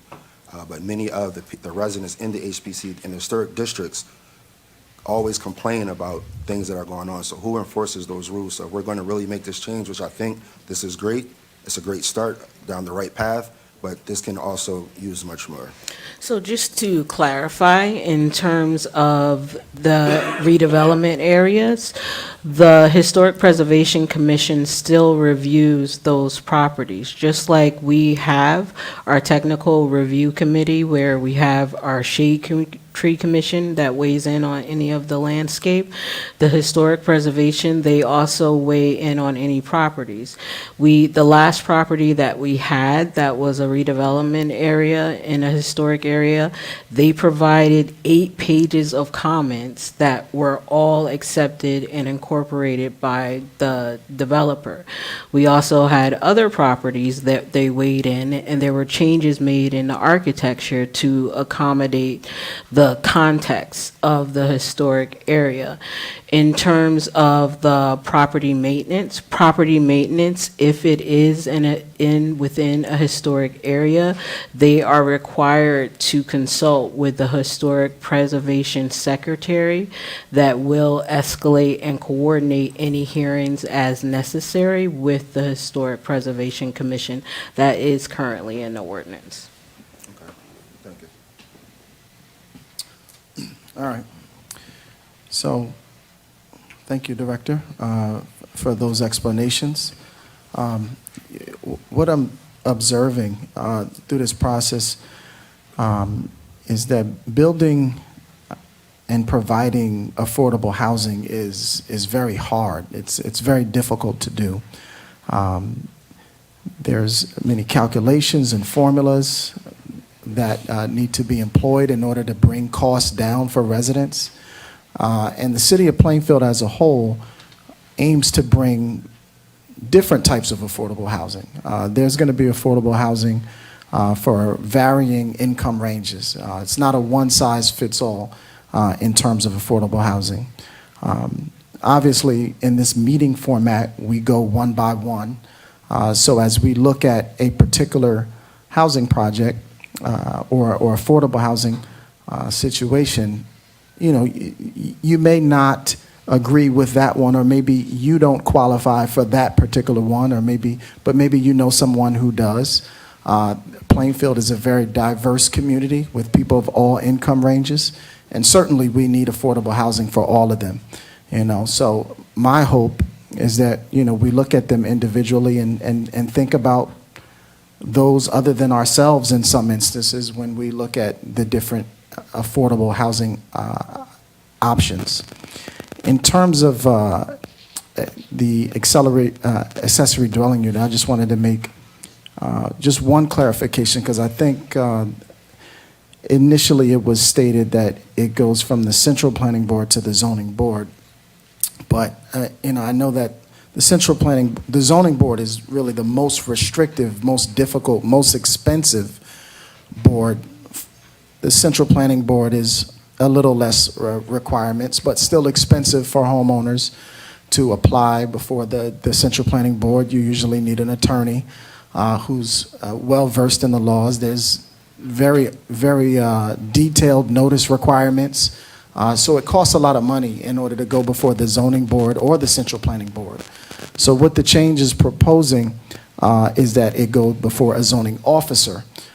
So what that means is that you simply submit your application directly to the city, not one of the boards that you probably need an attorney and to spend several $1,000s on legal fees in order to do. But you're able to just submit your application as a resident to the zoning officer, and them have the authority to rule on your application for your accessory dwelling unit. So essentially, it's just trying to make it more user-friendly, give our zoning officer the ability to, instead of having to send it to to the zoning board or the Central Planning Board, she can handle it herself.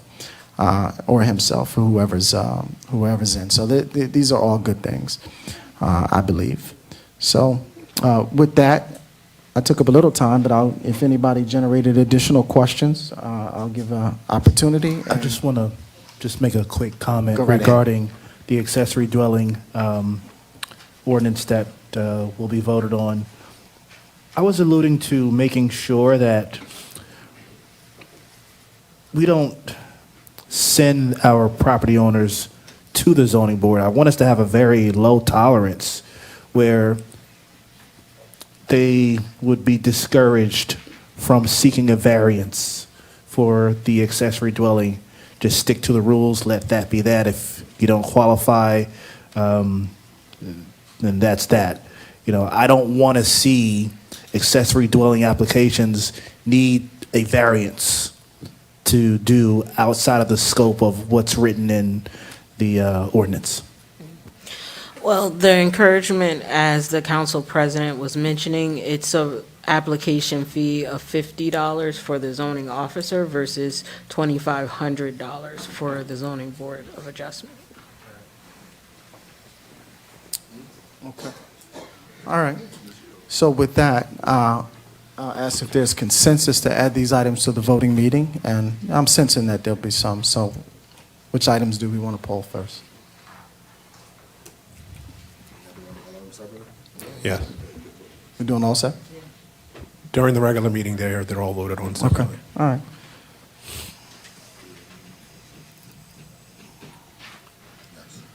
Okay, so these items will be added to the voting meeting. All right, you want to do the, At this point, I believe we wanted to consider Resolution 17625, appointing the OEM coordinator. So at this point, you would just need a motion to suspend the regular order of business to move that 17625 be approved. can we have such motion? So moved. Second. Can we have a roll call? Well, we'll do voice vote. All those in favor say aye. Aye. Any opposition or abstention? Okay. Make it a little easier for you. All right. So now that that has been approved, we'll do this, the swearing in of our new officer.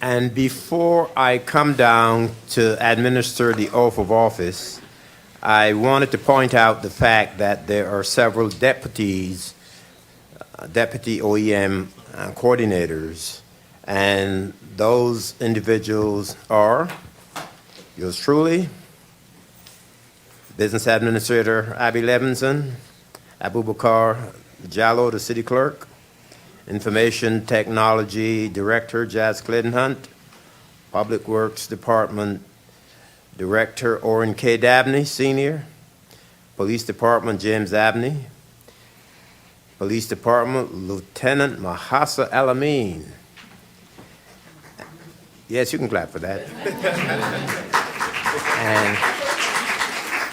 And in our fire department, I'm proud to also say Deputy Chief Damon Selket is also one of our deputy OEM coordinators. We also have Lieutenant Malcolm Alston, and the Board of Education is represented by Christopher Payne. Those are our deputy OEMs. And at this time, I would ask Keisha Batia, Sergeant Keisha Batia, to come forward to receive the oath of office.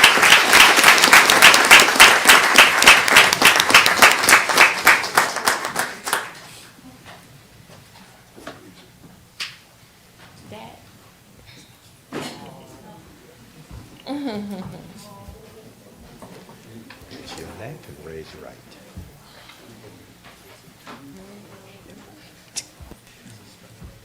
I, Keisha L. Bathia, I, Keisha L. Bathia, do solemnly swear do solemnly swear that I will faithfully, I will faithfully, impartially, impartially, and justly perform and justly perform all of the duties of the office all of the duties of the office required by me as Emergency Management Coordinator required by me, Emergency Management Coordinator of the City of Plainfield, of the City of Plainfield, according to the best of my ability. according to the best of my ability. So help me God. So help me God. I do further solemnly swear I do further solemnly swear that I will support the Constitution of the United States that I will support the Constitution of the United States and the Constitution of the State of New Jersey, and the Constitution of the State of New Jersey, and that I will bear true faith and allegiance to the same, and I will bear truth to the allegiance. and I will bear true faith and allegiance to the same, I will bear true, fair, and allegiance to the same. I was doing good. and to the governments established in the United States And to the governments established in the United States and in this state, and in this state, under the authority of the people. under the authority of the people. So help me God. So help me God. Congratulations.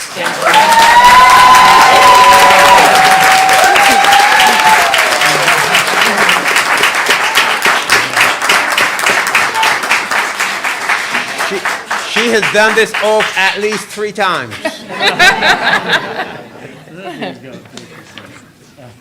Thank you. Oh.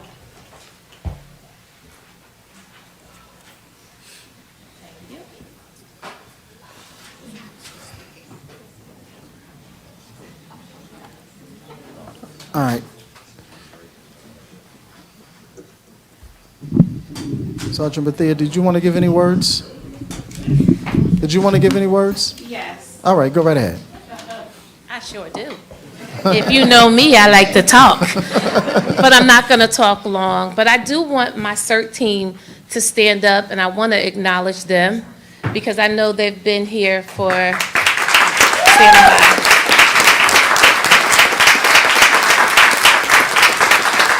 But first and foremost, I want to thank the mayor and the administration and also the council, as well as Director Childress for his continued support and guidance.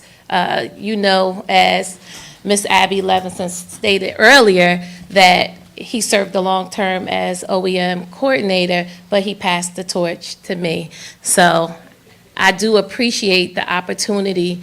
So I will be here to serve. If anyone know me and you've seen me in the community, I always say, you know, when you supersize your serve, God will supersize your blessings. So I will continue to educate the community when it comes to preparedness, and I'm just excited to hit the ground running, and I want to thank you. And I want to thank my deputies as well. So thank you, thank you, thank you, ladies.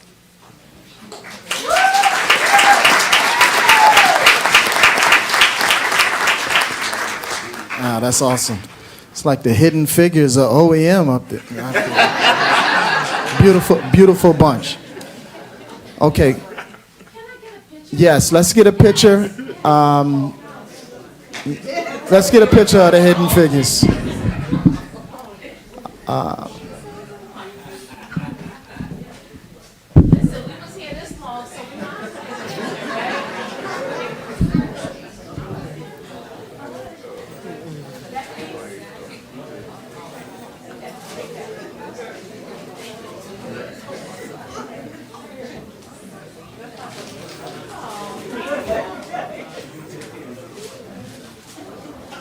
Beautiful flowers. As soon as we get a good picture, I'm gonna adjourn. I don't want everybody walking in front of the picture.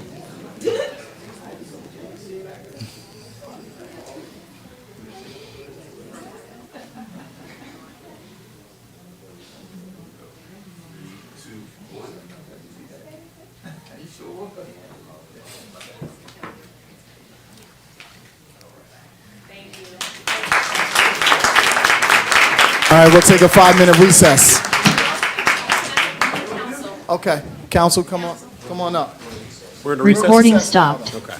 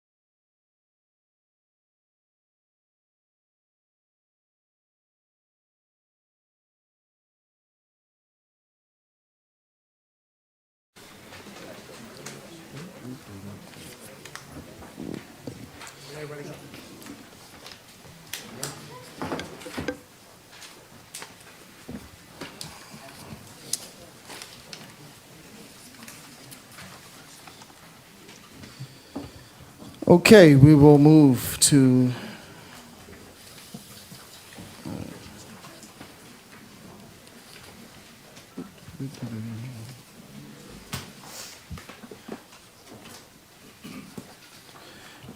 consideration of public hearing, second reading and final passage.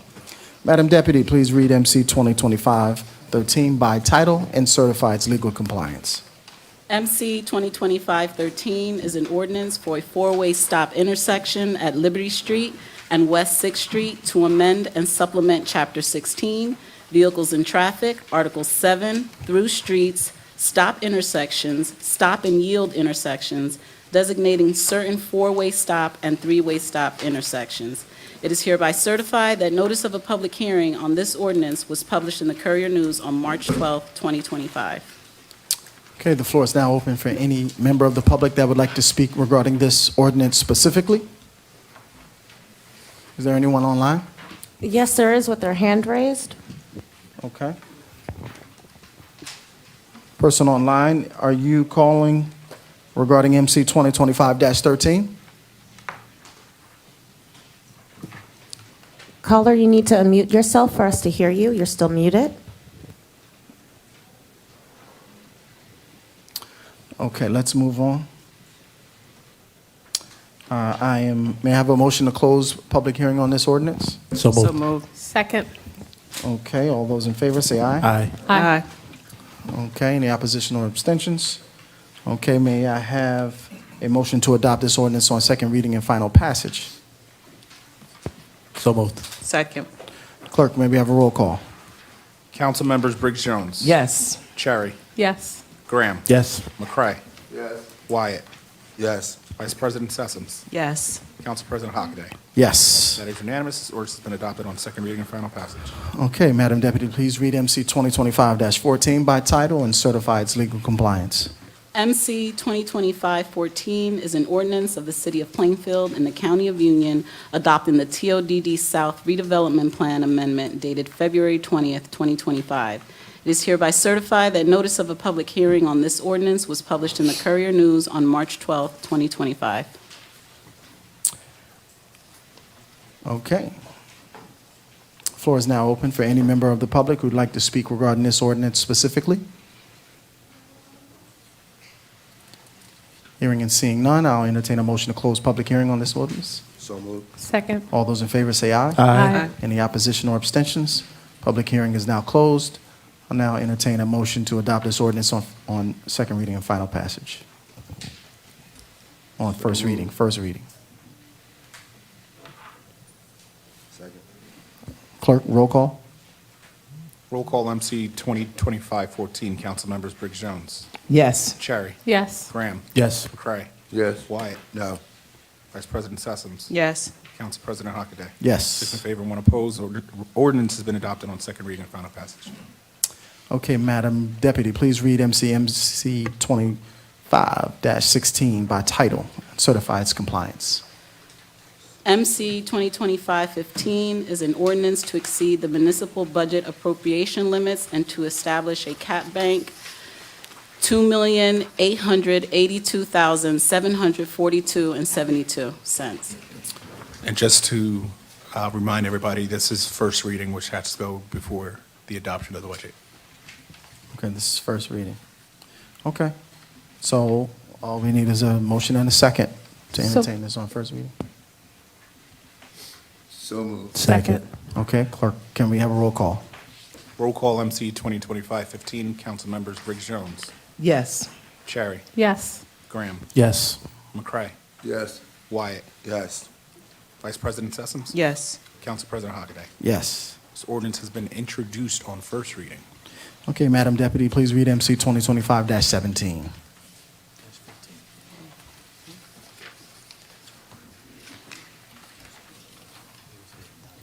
We're going now to public comments for resolutions. Okay, I know. We'll do the other first reading ordinances after the resolutions. Okay. So we'll now open it up for public comments on resolutions being considered this evening. Floor is now open. Each speaker will be given 3 minutes. If anybody online, the instructions are contained on the website. The floor is now open for resolutions being considered this evening. State your name and address and the resolution you're speaking regarding. Good evening, Sam Sakita Cooper, North Plainfield, New Jersey. I actually have a point of clarification for myself. Is this the regular public comment or just specific to these? Just specific to those. Okay, so I don't know the ordinance number, but it's in reference to the accessory housing. And my comment and question is, will there be a specific board for the applications? I heard you say that there might be a lottery for certain things. As far as the buildings that we were talking about with the $500,000 to $650,000, those particular houses. But when it comes to the accessory units, I wanted to know, is there a specific committee? Will the neighbors have to be noticed? Will there be emails? How will you go about making sure that the residents who live here, which again, I love the whole idea of the accessory units, how will we go about making sure that everybody knows that that's available? The ease that you were talking about on making sure that we know that it's not going to be this $2,500 burden and it's only going to be $50, which I think is awesome. So how will we go about communicating that? Making sure that those of us who have houses, who may need to have multi-generational living and make the best use of accessory units, how will we go about that? So I'm sure you're still in the working stages of that. I'm sure you can't answer that tonight, but that is one of the things that I would love to hear about. And that's it for that resolution. I'll be back for the other part. Sounds good. Okay, thank you. Okay. I'll have the director answer that once all the public comments are done.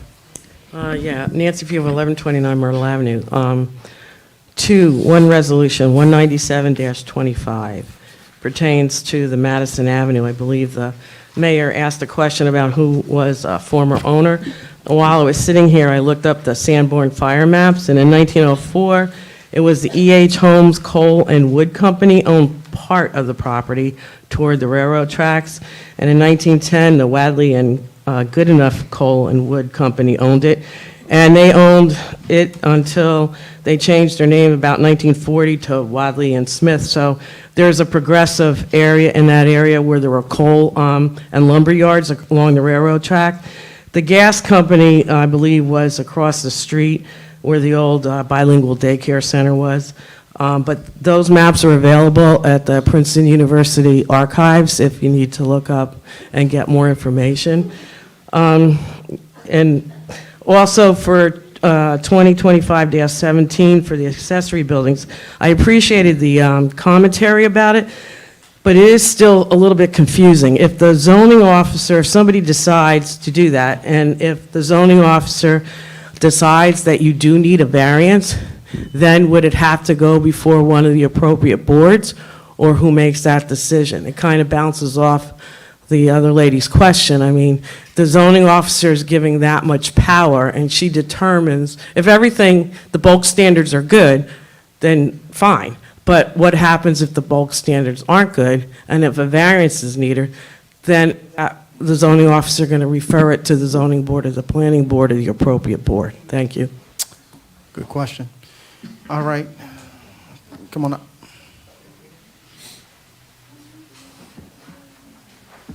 Name, address, and resolution you're speaking regarding. Hey, right. Kwame Palmer Chandler's 1227 East Front Street, apartment 43B. I want to comment on the introduction of ordinance first reading, MC 2025-18. And the question I had is, with the deed restriction, does the deed restriction put in writing that these homes are for Plainfield residents only? Is that part of the deed restriction?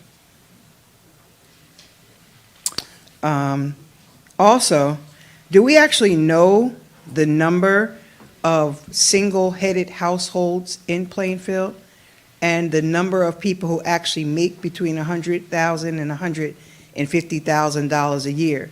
Because if that number does not reach where we need to reach, does that mean that we go outside of the city of Plainfield to find those people who qualify for these single-family houses? We have a lot of single-family female houses, a lot of women taking care of children who should be able to buy homes to do that. And if they don't reach that threshold, who does it go to? Thank you. Thank you.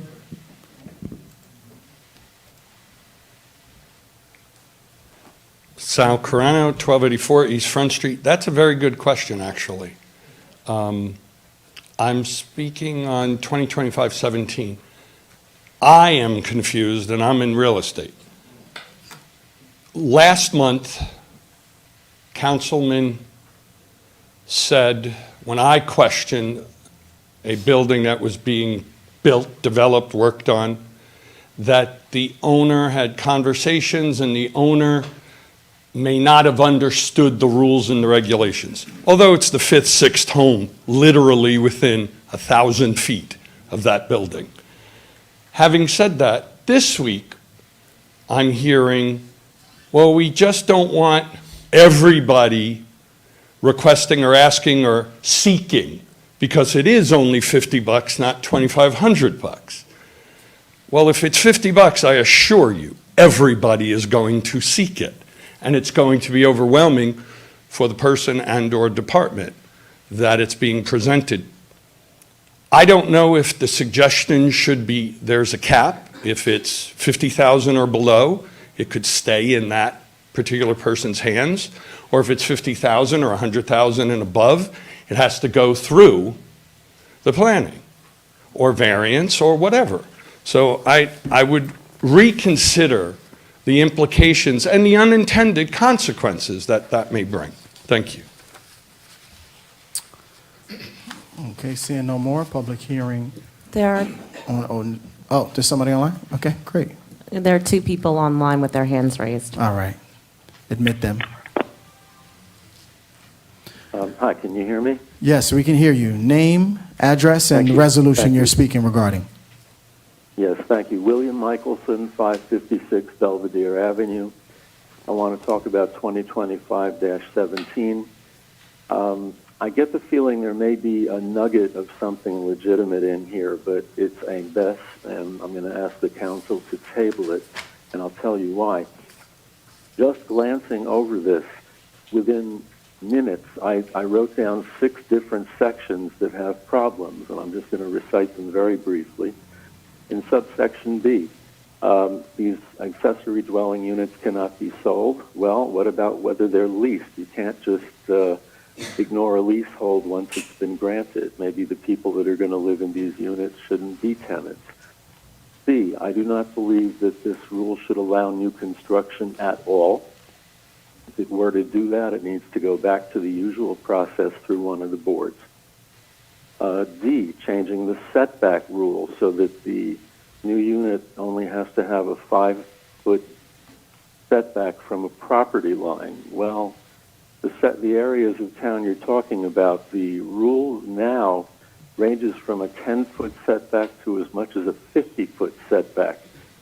It's not a good idea to just wipe that out all at once. Subsection E, allowing detached accessory dwelling units. I think that's a bad idea. Again, it goes back to the equivalent of building an entirely new home, which should go through the usual board process. Subsection F, about waiving parking spaces. Well, the last time that happened, we got the situation that we have now on South Avenue, where there's a constant line of cars parked in the evening, and a lot of people still can't find a space. I do not think that waiving parking requirements is a wise thing to do anywhere. And subsection H, allowing the zoning official to make some decisions that normally go to the boards. Well, I realize speeding up and making a process like that far cheaper for the homeowner is a desirable thing, but I don't think this is going to achieve it. Basically, this proposal would simply rezone most of the city from 1 family to 2 family. That cannot be done, and it should not be done. Now, there may be some legitimate room here for, let's say, a mother-daughter unit, a family member who has a separate unit with a separate stove, but that's delicate. This is how we got into the problem that now afflicts the Crescent Avenue and Putnam Watchung historic districts, where this was allowed back in the 1950s and 60s, letting new units be put in with a hot plate instead of a full stove. And now all these years later, they're constantly telling us, oh, that's a legal three-family, or that's a legal four-family. Council President, the speaker's time has elapsed. Thank you. All right, thank you for your comments, sir. Admit the next speaker.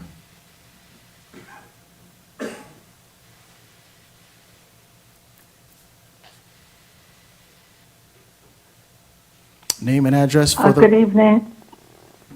Name, address, and Sharice resolution you're Coons. speaking regarding. Thank you. Sharice Coons, 141 McKinley Place. I'm speaking regarding Resolution MC 2025-17, and that is the resolution regarding the primary and accessory dwelling units. I would like to have, and I don't know that this is the time, some additional clarity on that resolution. I actually had contacted the city for something similar that I wanted to do on my property, and by the time I got all of the runaround and contacted an architect to do renderings and things like that, it turned out that it would be a very expensive project that I was looking at. So I'm looking to have a little bit more clarity on what this resolution is actually looking to help residents with. I would love to have the opportunity to do some multi-purpose on my garage. I have this big 3-car garage, but I just need to have some additional clarity on what it is that is looking to be accomplished with this. Thank you. You're welcome. Okay, seeing none, we'll now close public comment for resolutions being considered this evening. Director, there were a couple of questions about ADUs. If you can clarify, please. Sure. So to clarify, it does not supersede the bulk standards of each of the districts. For example, R1, the setbacks there are significantly different from R3. The setbacks go as far as 50 feet. For R3, it goes down to 10. This does not make the setbacks the same for every unit that has an accessory dwelling unit. So if you are in R1, you are looking at the 50-foot setback. If you are in R2, you are looking at the 40-foot setback. If you are in R3, you are looking at as low as 10-foot setback on the side yard. So just to clarify, this does not supersede and make every unit available for two-family homes, because all of these homes have to have a primary residence, and the homeowner must occupy the primary structure. Looking at the next question that's related to the zoning officer, how we're going to advertise this. Should this be adopted with the zoning officer, we are going to present this at the planning board. We'll present this at our joint boards and commission meeting on May 3rd, which is going to be at the Senior Center at 400 East Front Street. We are going to make this available on the website. Quite often, we have homeowners where several homeowners have come in to me and say it is cost prohibitive to go into making an addition for their children or for their parents. So this is intended to make it more affordable to build a mother and daughter suite, not to have a go around to build another structure for a multifamily home at all. This will not allow that. The next question was related to the deed restrictions for the single-family and two-family home, looking at 2025-18. The down payment assistance is going to be available to only Plainfield residents. Residents outside of Plainfield may purchase these homes with the income restrictions, but they will not get the down payment assistance. To answer the question, how many households do we have within Plainfield that are above 150? It's over 1,800 households, 1,853 households are currently available in Plainfield. Did I get all of them? Yeah, I think that's it. Okay. Thank you. All right, we will now move to the consent agenda. All right. Clerk, can you please announce the consent agenda? Yes, the consent agenda items have been identified as resolutions 17325 through R225 and resolution 20325 through R21025. On non-consent, voted separately, will be resolution 201 and 20225. Okay, may I have a motion to approve the consent agenda? So moved. Second. Clerk, may we have a roll call? Council members Briggs Jones, Yes. Cherry, Yes. Graham. Yes. McCray, Yes. Wyatt, Yes. Vice President Sessoms. Yes. Council President Hockaday. Yes. That is unanimous. The consent agenda items have been approved. We now move to resolution 20125. Council President, if I may be heard on 20125. Sure. At this time, there's a request from the administration and the legal department. We like to table this resolution for further technical review. So at this time, I would recommend a motion to table resolution 201-25. Okay. So moved. Okay, clerk, can we have a roll call? So roll call to remove resolution 20125. Council members Briggs Jones, Yes. Cherry, Yes. Graham. Yes. McCray. Yes. Wyatt, Yes. Vice President Sessoms. Yes. Council President Hockaday. Yes. That is unanimous. 20125 has been tabled. We now come to resolution 20225.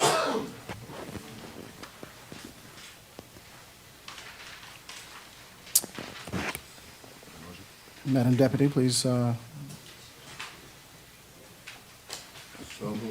motion and second. Second. Okay. Clerk, can we have a roll call? Roll call on resolution 20225. Council members Briggs Jones, Yes. Cherry, Yes. Graham. Yes. McCray, Yes. Wyatt, Yes. Vice President Sessoms. Yes. Council President Hockaday. Yes. That is unanimous. This resolution's been approved. I believe Councilwoman Briggs Jones had a motion that she wanted to make. Now would be the appropriate time. Oh, I just wanted to make a motion. I would like to have the street named after Albert Still Mills. It's between Prescott and South Second Street. In his honor, he has been a pillar to the county, to the city of Plainfield. Also was a former security officer. And the boxing program that he had, a lot of people, a lot of our young men have come up under him. And I just wanted to make a motion to have the street named after him. Second. So to be clear, the first motion is to add it to the agenda because it's not on the agenda. That requires 2/3 vote. Then you need a motion to approve it, and that requires a simple majority. Okay. And Councilwoman, just so I'm clear, you're asking for an honorary designation, right? You're not asking for the actual street, because that would require an ordinance to actually change. This is an honorary title that we'd give to the street. Right. Okay. Similar to what they did, Parliament Funkadelic Way was honorary as Exactly. well. Yes, because we have done some where it's permanently and done by ordinance, but this Yeah. one will be an honorary. Right. Right, okay. That's Thank you. correct. This would be identified as resolution 21125. So you need a motion to add it to the agenda. So moved. Second. Roll call. Any comments? Council members Briggs You need to Jones. comment? Yes. I got a comment. I agree with everything that Councilwoman Briggs Jones had said about Albert Mills, and there's a boxing tournament in his name and in his honor. I would like this to be more formal with a presentation like we've done earlier in this meeting regarding this designation in honor for the street. Can we do it like that as opposed to voting on this tonight? We're asking we want to add this on so that way we can vote it for a second time. That's what we're doing right now. And then we vote on it, and there's, let's just say it passes, there's no presentation, no pictures with the family of Albert Mills or anything like that. I think the council was asking if you withdraw your motion so that it can be done in a more formal process. Right, and that's okay. We could do a more formal process to have the family here. It's just that I'm asking to have this name. It was the family actually came to me and asked me to do this a while ago. It will be a ceremony if it happens. All right, well, look, we can do it in two parts. We can bring them back next meeting for the ceremony, should it pass. No objection to that, just to present the resolution. It's fine. Okay. Okay, it's been moved and seconded. Council members Briggs Jones, Yes. Cherry, Yes. Graham, Yes. McCray, Yes. Wyatt, Yes. Vice President Sessoms, Yes. Council President Hockaday. Yes. This resolution has been added to the agenda to 1125. Now you need a motion to approve. So moved. Second. Roll call, please. Yes. Roll call on resolution to 1125. Council members Briggs Jones, Yes. Cherry, Yes. Graham, Yes. McCray, Yes. Wyatt, Yes. Vice President Sessoms. Yes. Council President Hockaday. Yes. That is unanimous. This resolution has been approved. That concludes resolutions for this evening. Okay, where are we? And we skipped 15 because we did that during the beginning, so we'll go to MC 2015-16. Okay. Madam Deputy? MC 2025-16 is an ordinance to amend and supplement Chapter 16A, Article 16A, Section 1, Schedule 1, no parking on the south side of Watchung Avenue, the 1200 block. Okay, this is first reading, right? Correct. Okay, I'll entertain a motion to adopt this ordinance on first reading. Second. Okay, clerk, roll call. Roll call MC 2025-16. Council members Briggs Jones, Yes. Cherry, Yes. Graham, Yes. McCray, Yes. Wyatt, Yes. Vice President Sessoms, Yes. Council President Hockaday. Yes. This ordinance has been introduced on first reading unanimously. Madam Deputy? MC 2025-17 is an amendment to an ordinance of the City of Plainfield and the County of Union amending Chapter 17, the Land Use Ordinance, Article 9, Section 17:9-23, Buildings or Structures per Lot, A, Primary and Accessory Dwelling Units. Okay, I entertain a motion and a second to adopt this on first reading. So moved. Clerk, roll call, please. Roll call MC 2025-17. Council members Briggs Jones, Yes. Cherry, Yes. Graham, Yes. McCray, Yes. Wyatt, No. Vice President Sessoms, Yes. Council President Hockaday. Yes. 6 in favor, 1 opposed. Ordinance has been introduced on first reading. Okay. MC 2025-18 is an ordinance of the City of Plainfield and the County of Union granting a tax exemption with respect to certain property identified on the city's tax map as Block 109, Lot 41, Block 122, Lot 1, Block 131, Lot 15, Block 209, Lot 4, Block 239, Lot 22, Block 502, Lot 10, and Block 727, Lot 17, and designated in the city's tax records as 608 West 4th Street, 937 West 3rd Street, 1147 South 2nd Street, 45 Brokaw Boulevard, 121 Liberty Street, 659 West 4th Street, and 1261-1263 Arlington Avenue, Plainfield, New Jersey, and authorizing the execution of a financial agreement with Home Ownership Small Lots Urban Renewal LLC, tax abatement to be transferred to home buyers. Okay, I'll entertain a motion to adopt this ordinance on first reading. So moved. Second. Clerk, can we have a roll call?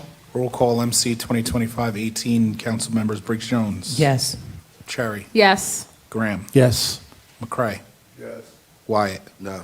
Vice President Sessoms. Yes. Council President Hockaday. Yes. 6 in favor, 1 opposed. Ordinance has been introduced on first reading. MC 2025-19 is an ordinance of the City Council of the City of Plainfield authorizing a transfer of redevelopment agreement and financial agreement between the City of Plainfield, 803 South Urban Renewal LLC, and 803 Urban Renewal LLC, and authorizing the execution of an assignment and assumption agreement in connection therewith. Okay, I'll entertain a motion and a second. So moved. Second. Clerk, can we have a roll call? Roll call MC 2025-19, council members Briggs Jones. Yes. Cherry. Yes. Graham. Yes. McCray. Yes. Wyatt. Yes. Vice President Sessoms. Yes. Council President Hockaday. Yes. That is unanimous. This ordinance has been introduced on first reading.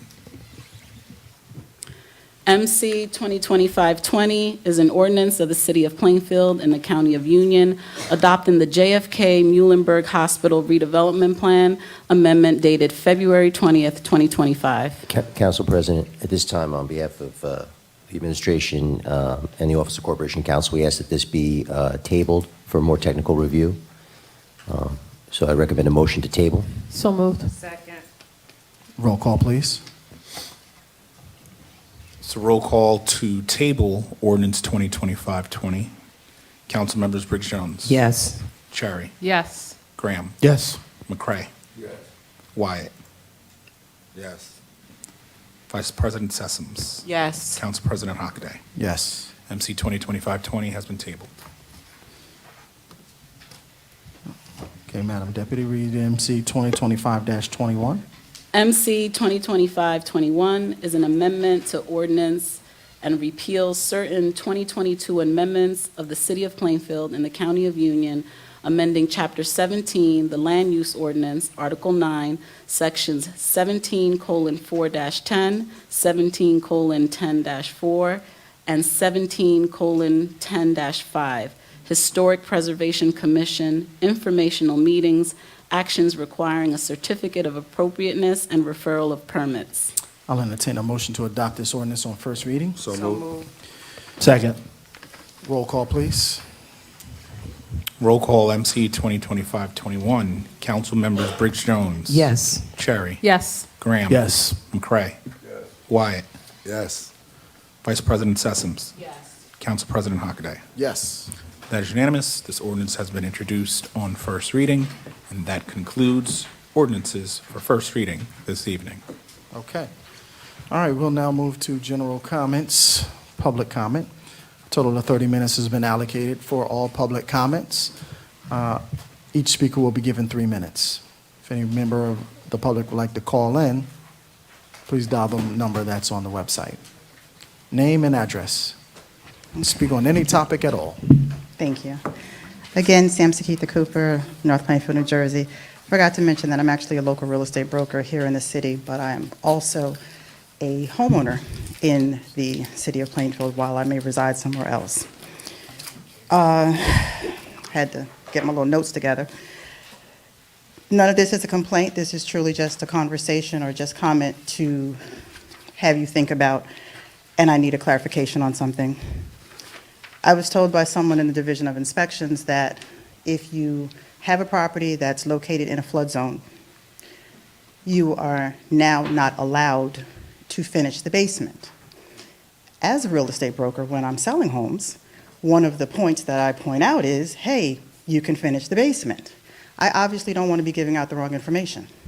So I need to know, and I don't know who would be able to assist me with that, if that's something that's truly in writing, if it's from FEMA, or where can I go about to get that information so that I can do my best job in serving the city and the community. When it comes to the accessory dwellings, I wanted to know will there be any specific policing or inspections regarding it? Because it's sounding like we're going to be able to build a studio apartment or, something right below 800 square feet. So I'm sure some of the homes already have I want to say this delicately, overcrowding. So this, of course, will be a way to relieve some of that, but I know there's a challenge with inspections as it is in trying to make sure that houses are not overcrowded. So just wondering, is that something that we're thinking about? Earlier today, I was downtown Plainfield, and I was across the street from the McDonald's. I'm not going to point out the officer, but just know I was there perhaps talking to one of the officers, and there was a scooter that was on the sidewalk going extremely fast. And the officer attempted to stop the scooter and let them know that they shouldn't be on the sidewalk, and the scooter kept going. So I wanted to know, what are we doing about that? How can we do anything about that? I know that there are challenges as some of those scooters aren't registered as far as, motor vehicle registrations. So how do we combat that? I know that also falls back into us not being able to chase vehicles and so forth, but it's a safety concern. And I understand that there are challenges with those scooters. So I witnessed this myself. This was probably around 6 p.m. And I'm just wondering, how can we, as a community, assist you to assist us? So I think that's it. Thank you. So thank you. You're welcome. Nancy Peeler, 1129 Myrtle Avenue. I'm coming before you tonight with some information. As everybody knows, Muhlenberg and the doctors and the nurses at Muhlenberg, I owe a debt of gratitude because they saved my life in 1974, and they also saved my life in 2000 when I had to have a blood transfusion. Last week, I got a news alert. Hackensack University Medical Center is now the first in the state to be able to give blood transfusions in the field. The New Jersey Department of Health recently expanded their blood bank license and regulatory waiver to Hackensack Meridian Health to allow trained paramedics are permitted to carry blood to administer blood transfusions in the field, right there on the scene during transport. Since Hackensack Meridian has a base in Plainfield, I would hope that the CEO of Hackensack Meridian decides that we are entitled to have a paramedic that is able to give blood transfusions in the field on site at Muhlenberg, at the Satellite Emergency Department and their transport systems. This is relatively new. There's been case studies done that will save lives in case of severe accidents or hemorrhages. And I just want to make the city administration and the council aware that is a possibility and that Plainfield is not left out of the mix since they cover a wide area. We should be asking Mr. Garrett that we have that service available in the city of Plainfield. I'd be happy to give these to the city clerk that can be passed out because this is a new and upcoming technology, and I think Plainfield deserves it since our hospital was closed by the Department of Health. Thank you.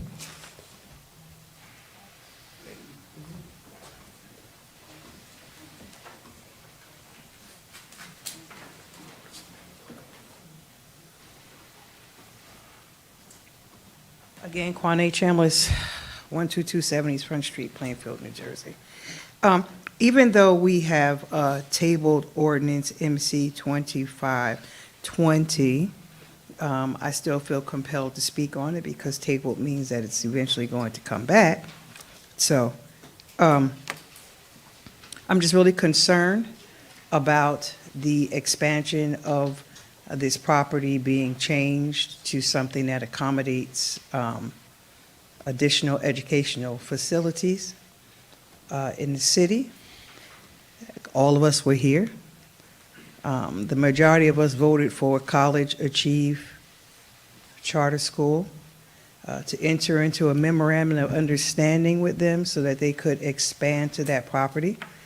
And either unbeknown to this board or ignored by this board, the mayor, the lawyer, and whoever else, they are currently under investigation by the state and were under investigation by the state in November of 2024, before they came before this board with this great idea of what they would do for our children. And we voted yes to enter into a memorandum of understanding with an organization that is currently under investigation from the state, and that's totally problematic for me.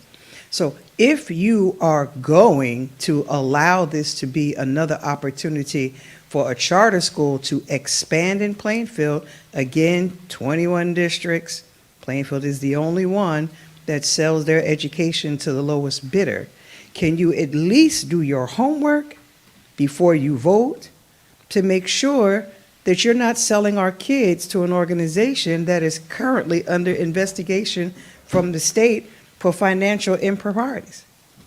Almost $8,000 their CEO is making to fail children, and we think that's a good idea to bring them here?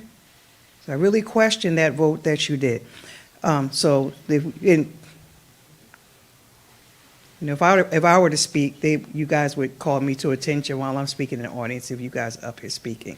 So I think the word used earlier was things are unfair. I think it's unfair what he's doing, and I just want that on the record. I think it's unfair. Also, going back to the single-family households, we have a number of families here that are on the Section 8 program that are having their rent paid. They pay a portion of rent. Section 8 also has a first-time homeowner, home buyer program that allows you to have your mortgage paid in the same way. I don't know if we do that in Plainfield. I don't know if we're looking to do that in Plainfield. That would be a really good way to help some of these homeowners who don't make $100,000 or $150,000, whatever it is, become homeowners. I heard Mr. Hockaday said there are several programs, there are several ways we can do that. It's not just one. Maybe this is one that you guys should look at for another demographic of people that might think. But thank you. Thank you.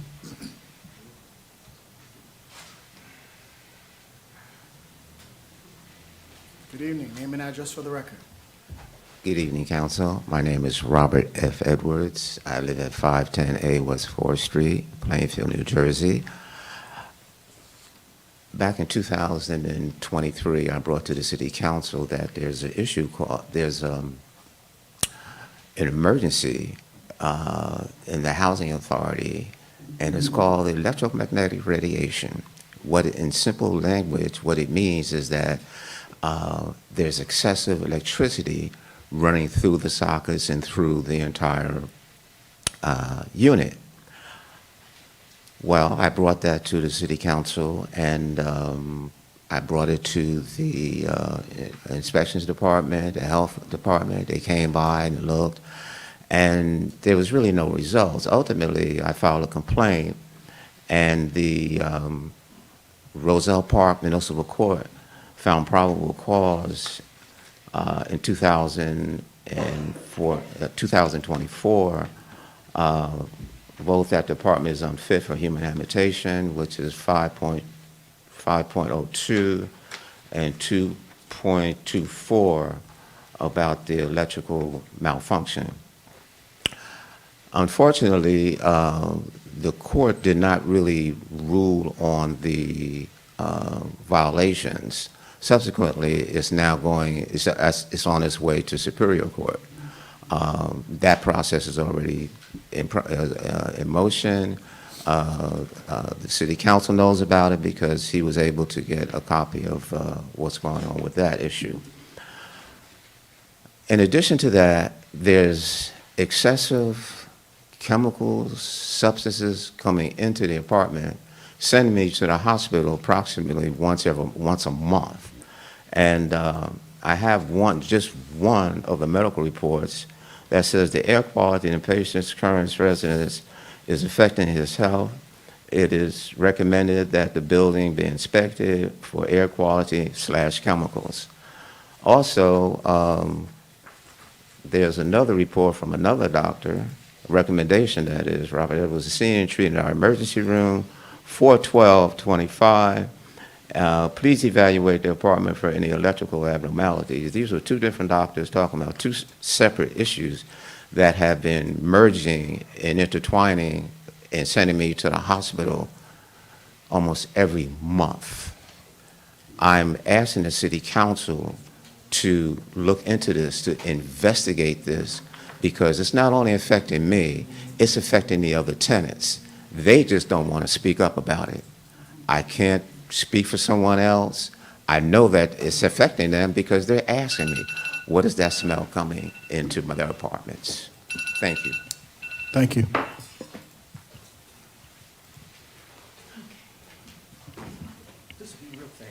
Good evening. Pamela Dunn, 750 West 4th Street. Couple of comments. I heard something about speed bumps. With all the speed bumps that you're about to install, you think maybe you could put a couple in front of Hubbard School?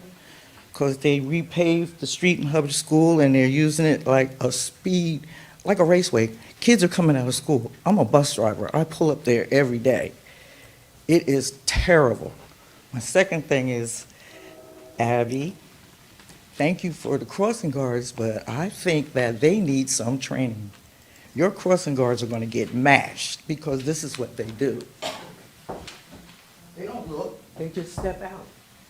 Somebody's going to get hit. They have no control over the kids. I don't know what you're going to do about that, but you need another one on the corner of 8th and Plainfield Avenue. Please put someone out there, please.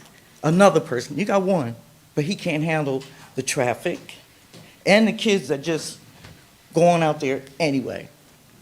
Okay? I would appreciate that. I would hate to see somebody's kid and a crossing guard get mashed because these people do not stop. They go out around them. Maybe a police officer every now and then might sit out there and discourage this double parking and the ice cream trucks. Okay, let me digress. I'm a bus driver. It's very hectic over there. You got an ice cream truck on Spooner. You got one on Field Avenue, right on the corner. These kids are coming out of school, dashing to get the ice cream, and nobody's telling them to either move down or park somebody someplace else. That's all I'm asking. Thank you. Okay, thank you. Seeing no more. Is there anybody online? Yes, there is. Okay. Public hearing is closed in person. We'll now move to online public hearing, public comment. Name and address for the record. Once again, William Michelson, 556 Belvedere Avenue. Two issues I'd like to bring to your attention, and the common thread is that it's hard in Plainfield half the time to find out where you're going. There are literally hundreds of street corner name signs that are missing at intersections all around town. A lot of the short streets, for instance, in the 4th Ward, there's a lot of that. There's just nothing there to tell you where you are. There's a lot of additional signs that are either illegible with age or falling down. I really think it requires a citywide program to replace all of the street corner name signs all over the place that need them before somebody dies because the police or the ambulance or someone can't even tell what street they're at. Same theme. We have an ordinance that requires people to have a legible street number on the front of their house or other building. It's section 13:8-2. And here too, we've got hundreds, if not thousands, of properties around town where there is no street number out front. It would be all right with me if the city pays for it for some people. It would be all right with me if the city issues citations to all these folks to do it, get street numbers so that we can all tell where we are. Finally, I want to thank the mayor for HPC 20, the HPC ordinance that was just adopted. It looks pretty good. I checked it out. There might be a detail or two to be tinkered with later, but I think it looked right. I am told that the decision that was made in 2022 that we're now reversing was actually inadvertent. Thank you.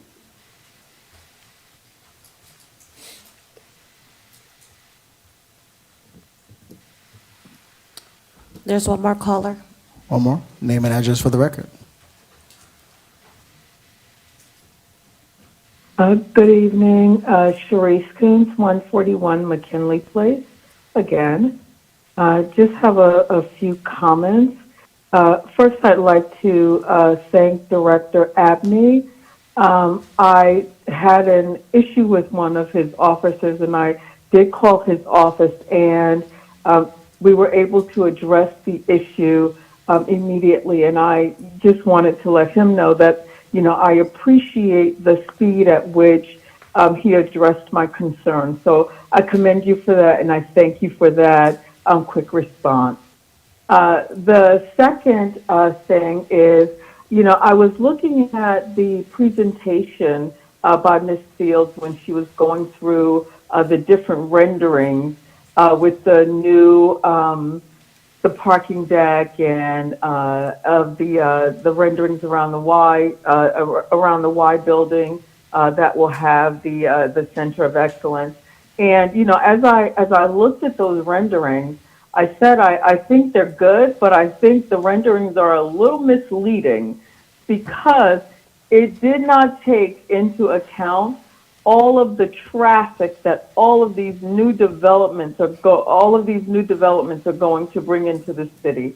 I'm not sure how many of you have tried to drive from Rock Avenue to Terrell Road in Plainfield. It will take you a very long time. I am really concerned with the amount of traffic and congestion that all of this development is bringing into the city, and that's really concerning to me as a resident. And I'm hopeful that, you know, as we're looking at new developments in the city, we're taking that into consideration because it is very congested already.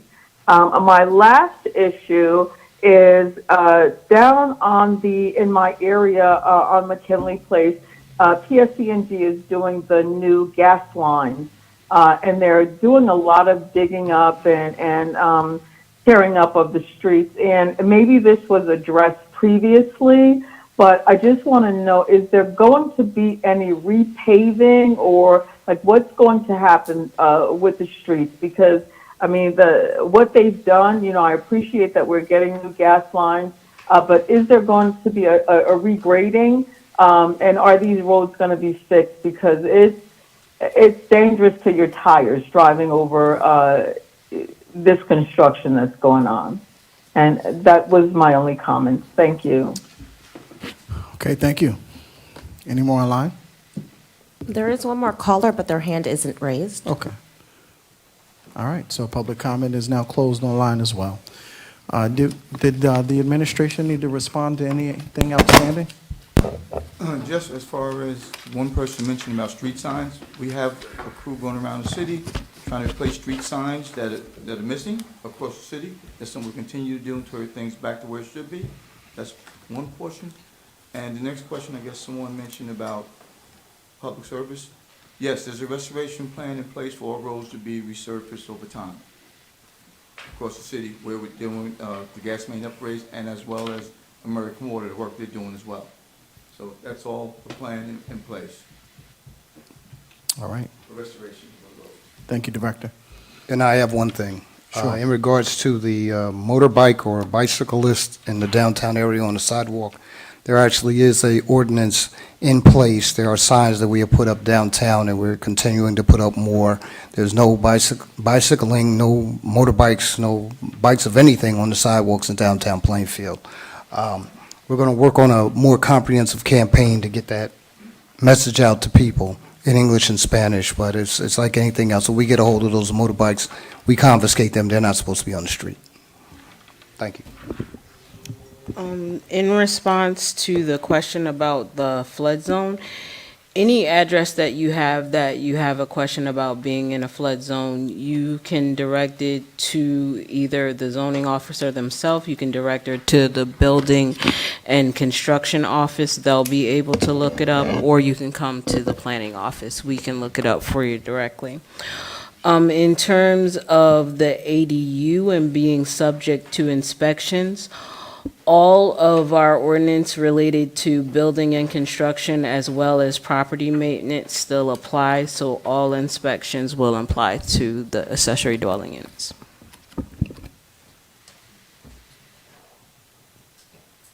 Okay. All right, I think that about does it. Entertain a motion to adjourn. So moved. Second. All those in favor say aye. Aye. Aye.